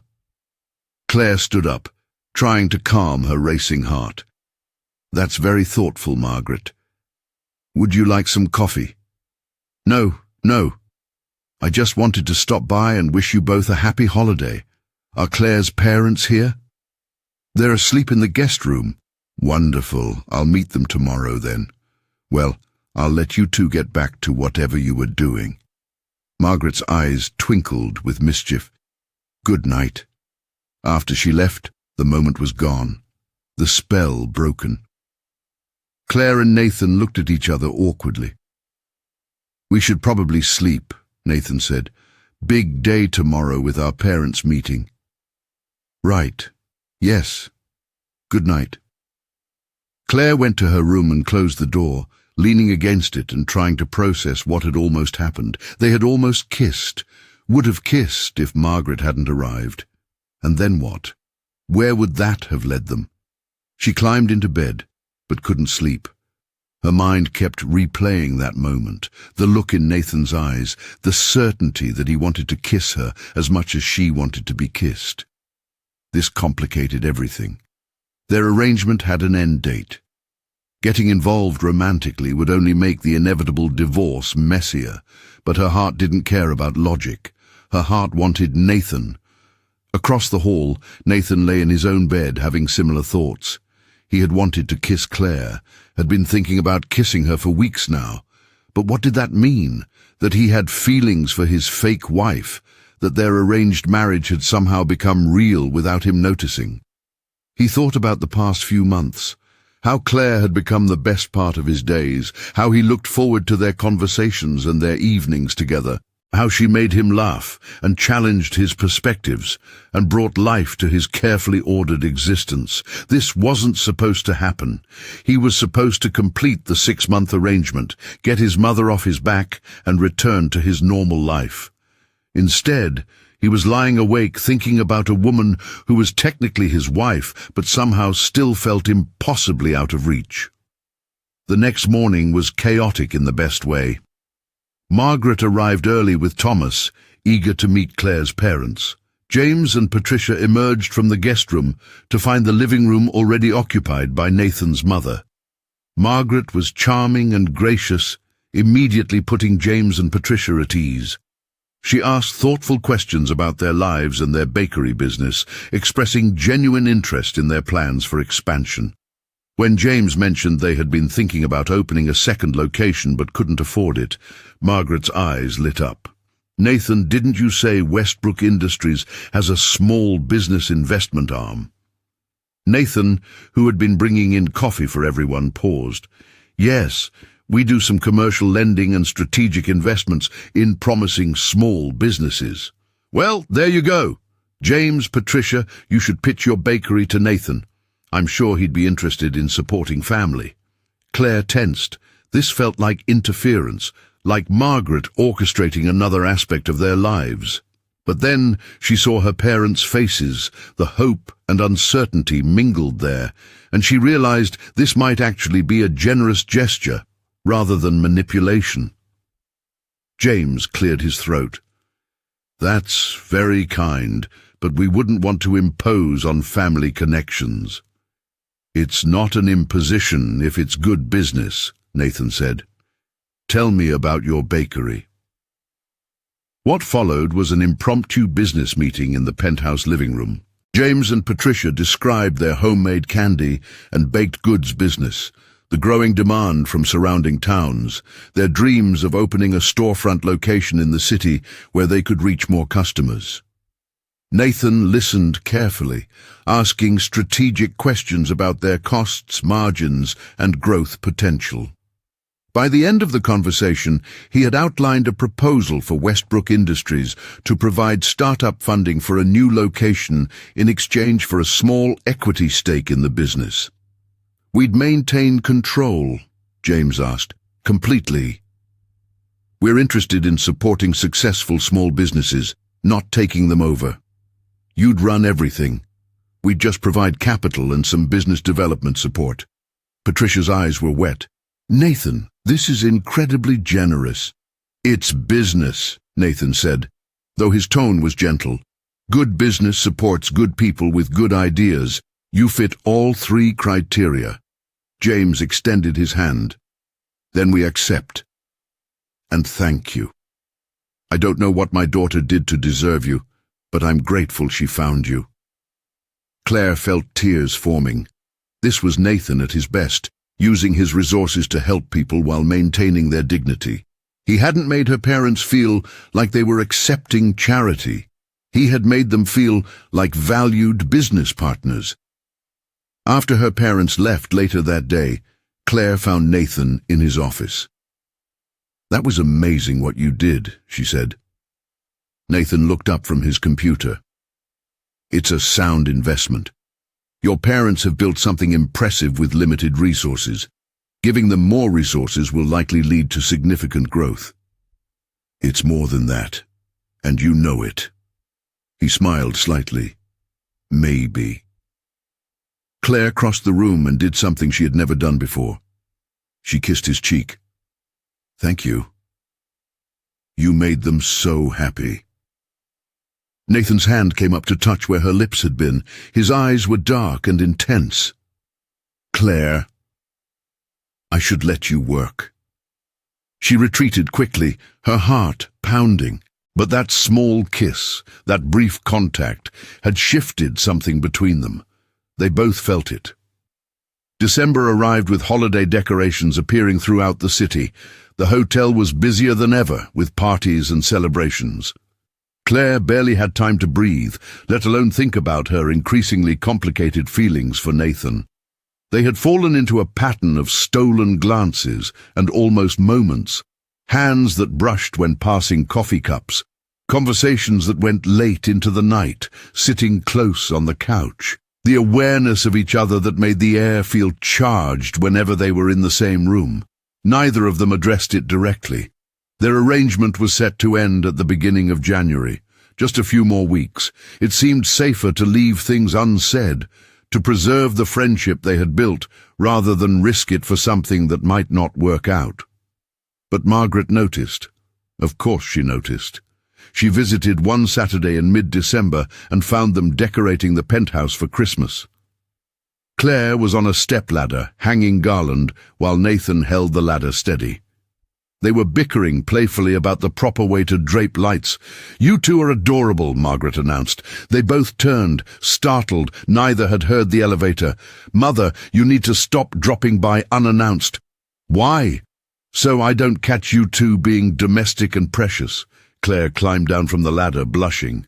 "We're just decorating. You're doing more than that, and you both know it." Margaret rolled closer. "The question is, what are you going to do about it?" "There's nothing to do," Nathan said. "Claire and I have an agreement that ends in 3 weeks. Agreements can be renegotiated." "Mother, don't mother me. I see how you look at each other, how you've built a life together. You're happy, both of you. Why would you throw that away because of some arbitrary end date?" Claire and Nathan exchanged glances. The unspoken feelings between them suddenly had a voice, courtesy of Margaret's observation. "It's complicated," Claire said finally. "Love usually is," Margaret replied. "But that doesn't make it less worth pursuing. Think about it, both of you. You have 3 weeks to decide if you want to continue playing this game or make it real." After Margaret left, the silence in the penthouse was heavy. Nathan finished hanging the lights while Claire arranged pine boughs on the mantel. They worked without speaking, both lost in thought. Finally, Claire broke the silence. "Do you think she's right?" Nathan paused, holding a strand of lights.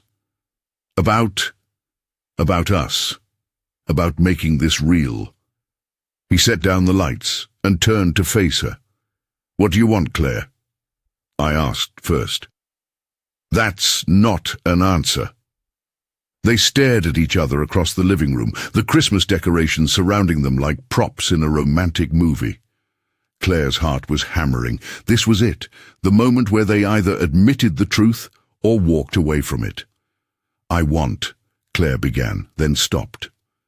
Fear choked her words. Fear of rejection, of ruining what they had, of wanting something she couldn't have. Nathan crossed the room to stand in front of her. He took her hands in his. "I'll go first then," he said softly. "I want you, Claire. Not as part of an arrangement or a contract. I want you because you make me laugh, because you challenge me, because you brought color into my black and white world, because somewhere between that first ridiculous meeting and now, I fell in love with you." Claire's breath caught. "You love me. I love you. I know that's not what we agreed to. I know it complicates everything. But it's the truth." Tears spilled down Claire's cheeks. "I love you too. I've been trying so hard not to, trying to protect myself for when this ended. But I can't help it. I love you, Nathan." He pulled her close and kissed her. Not the almost kiss that had been interrupted by Margaret, but a real kiss, tender and passionate and full of months of suppressed feeling. Claire wrapped her arms around his neck and kissed him back with everything she had. When they finally broke apart, both were breathless. "So what now?" Claire asked. "Now we stop pretending this is temporary.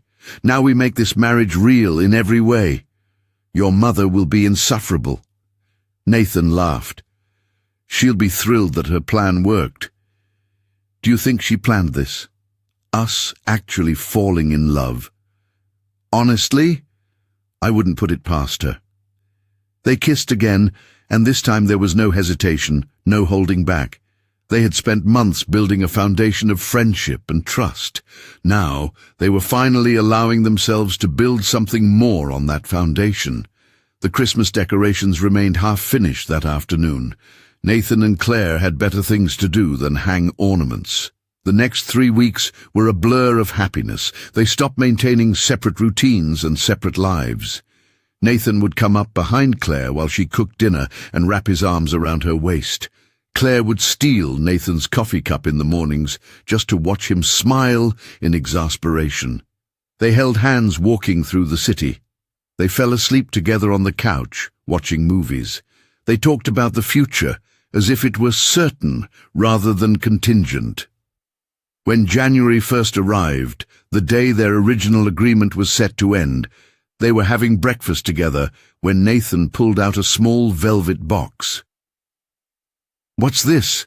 Claire asked. "Open it." Inside was a ring, not the plain gold band Margaret had provided for the courthouse ceremony, but a beautiful engagement ring with a modest diamond and intricate detail work. "I know we're already married," Nathan said, "but I wanted to do this properly, to ask you without pressure or contracts or arrangements." He got down on one knee beside the breakfast table. "Claire Anderson Westbrook, will you stay married to me? Not because my mother forced us into it or because it's convenient, but because we love each other and want to build a real life together?" Claire was crying and laughing at the same time. "Yes, of course, yes." Nathan slipped the ring onto her finger beside the plain band. It was perfect. They decided to have a real wedding ceremony, something to replace the sterile courthouse proceedings. Just a small gathering of family and close friends in the spring when the weather turned warm. Margaret was, as predicted, insufferably pleased with herself. "I knew it would work," she told Claire when they informed her. "I saw the potential in you from the moment you helped me with that wheelchair. You planned all of this, not all of it. I just gave you both a push in the right direction. You did the rest yourselves. At work, things continued to improve. With Victoria on probation and Ryan gone, the toxic atmosphere had dissipated. Claire's confidence in her role had solidified. She was no longer the newcomer trying to prove herself. She was simply the assistant manager of guest services, respected for her work and her leadership. Helen became not just a mentor, but a genuine friend. They went to lunch together weekly, discussing everything from hotel management to life philosophies. When Claire told Helen about her and Nathan's decision to make their marriage real, Helen hugged her tightly. "I'm so happy for you, dear. You deserve every bit of joy you've found." Claire's parents were equally thrilled, though not surprised. Patricia admitted she had suspected from Thanksgiving that there was real feeling between them. "You can't fake the way you two look at each other," she said. As winter turned to spring, Claire and Nathan planned their real wedding. Nothing extravagant, just a simple ceremony in a garden with their closest family and friends. Margaret insisted on paying for everything, and this time Claire didn't protest. She was learning to accept love and generosity without feeling she needed to earn it. The ceremony took place on a Saturday in April. The weather was perfect, warm but not hot, with a gentle breeze carrying the scent of blooming flowers. Claire wore a simple white dress that made her feel beautiful. Nathan wore a navy suit and looked at her like she was the only person in the world. James walked Claire down the makeshift aisle while Patricia cried happy tears. Margaret sat in the front row beaming. Helen and several colleagues from the hotel attended. Even Thomas the chauffeur was there, looking pleased. The officiant, a kind-faced woman who had counseled them for several weeks beforehand, smiled at the assembled guests. "We're here today to celebrate Claire and Nathan's love. They've already made a legal commitment to each other, but today they choose to make an emotional and spiritual one, to affirm before their loved ones that they are building a life together based on genuine love. Nathan and Claire faced each other, holding hands. "When we first met," Nathan began, speaking his vows, "I thought you were the most inconvenient complication my mother had ever thrust into my life. I was wrong. You're the best thing that's ever happened to me. You taught me how to laugh, how to relax, how to let people in. You showed me that control isn't the same as happiness, and you loved me even when I was being insufferably rigid." Gentle laughter from the assembled guests. "I promise to keep growing with you," Nathan continued. "To support your dreams, to be your partner in all things, to leave lights on even though it drives me crazy because I know it makes you feel safe, to love you every day, intentionally and wholeheartedly." Claire was already crying. She wiped at her eyes and began her vows. "Nathan, you surprised me. I thought I knew what I needed in life, and it definitely wasn't an arranged marriage to a serious businessman who organized his refrigerator by food type." More laughter. "But you showed me that sometimes what we need isn't what we expect. You believed in me when I didn't believe in myself. You gave me space to grow and support when I stumbled. You made me feel safe enough to be fully myself. And you loved me not because you had to, but because you chose to." Her voice wavered, but she pressed on. "I promise to keep challenging you, to keep pulling you out of your comfort zone, to make you try new things and laugh at silly movies, to support your work while reminding you that life is more than ambition, to love you every day, with all the messy, chaotic, beautiful reality that entails." The officiant smiled through her own tears. "By the power vested in me, I now pronounce you husband and wife." Again, for real this time. When Nathan kissed Claire, it felt like a beginning rather than an ending. The guests applauded, and Margaret's happy sobs could be heard above everyone else's. At the reception, which was held in the garden of the same boutique hotel, James gave a toast. "My daughter has always had a good heart. When she called to tell us she was getting married to someone she barely knew, my wife and I were worried. But then we met Nathan and saw how he looked at Claire, like she hung the moon, and we saw how Claire looked at him, like he was her home. Sometimes love follows an unconventional path, but it's no less real for being unexpected." Margaret gave a toast next, rolling her wheelchair to the center of the gathering. "I'm going to admit something that will shock absolutely no one. I orchestrated Claire and Nathan's meeting. I forced them into an arrangement they didn't want. I interfered shamelessly in their lives, knowing laughter from the guests. But here's what I didn't do. I didn't make them fall in love. I didn't make them choose each other. I just created an opportunity for two remarkable people to find each other. Everything else was them. So today, I'm taking credit for the introduction, but giving them credit for everything that came after." She raised her glass. "To Claire and Nathan, may your love continue to grow in unexpected and wonderful ways."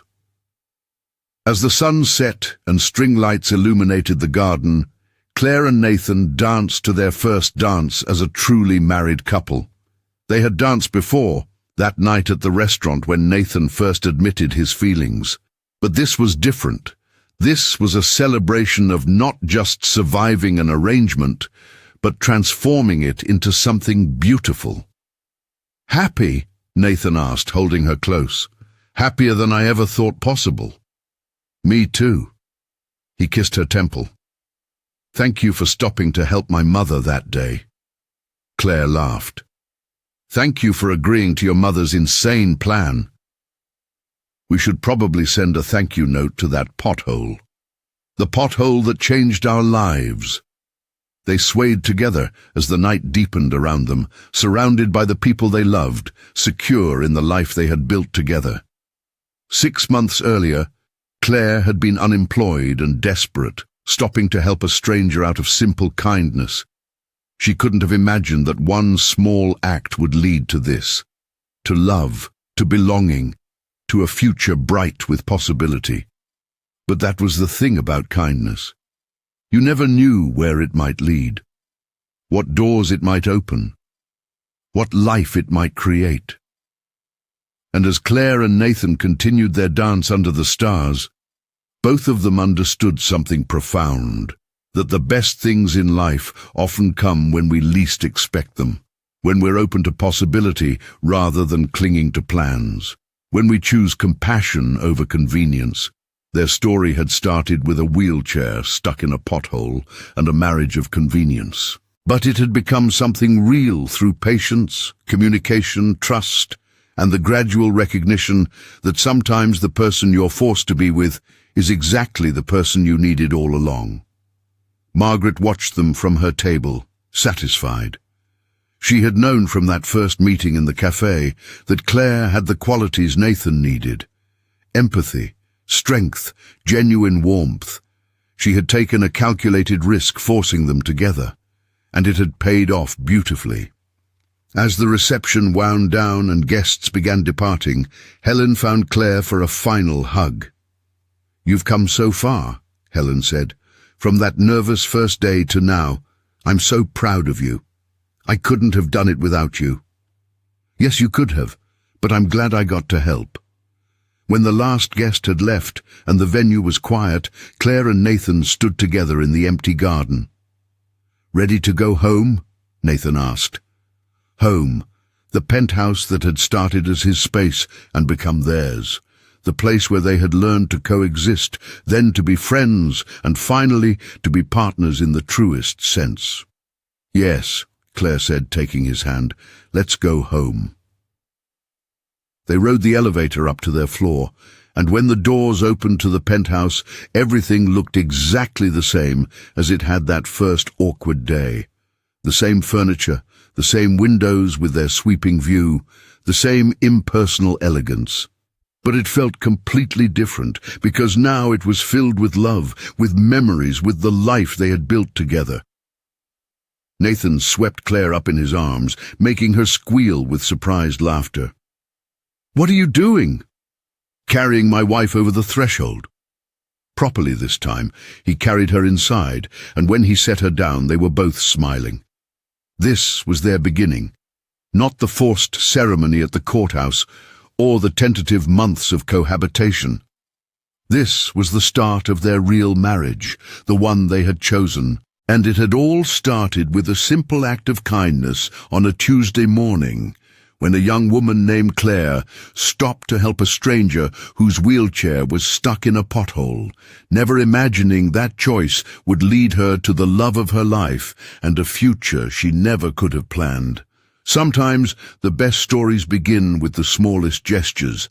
Sometimes fate just needs a little push, and sometimes the person you're arranged to marry turns out to be your perfect match.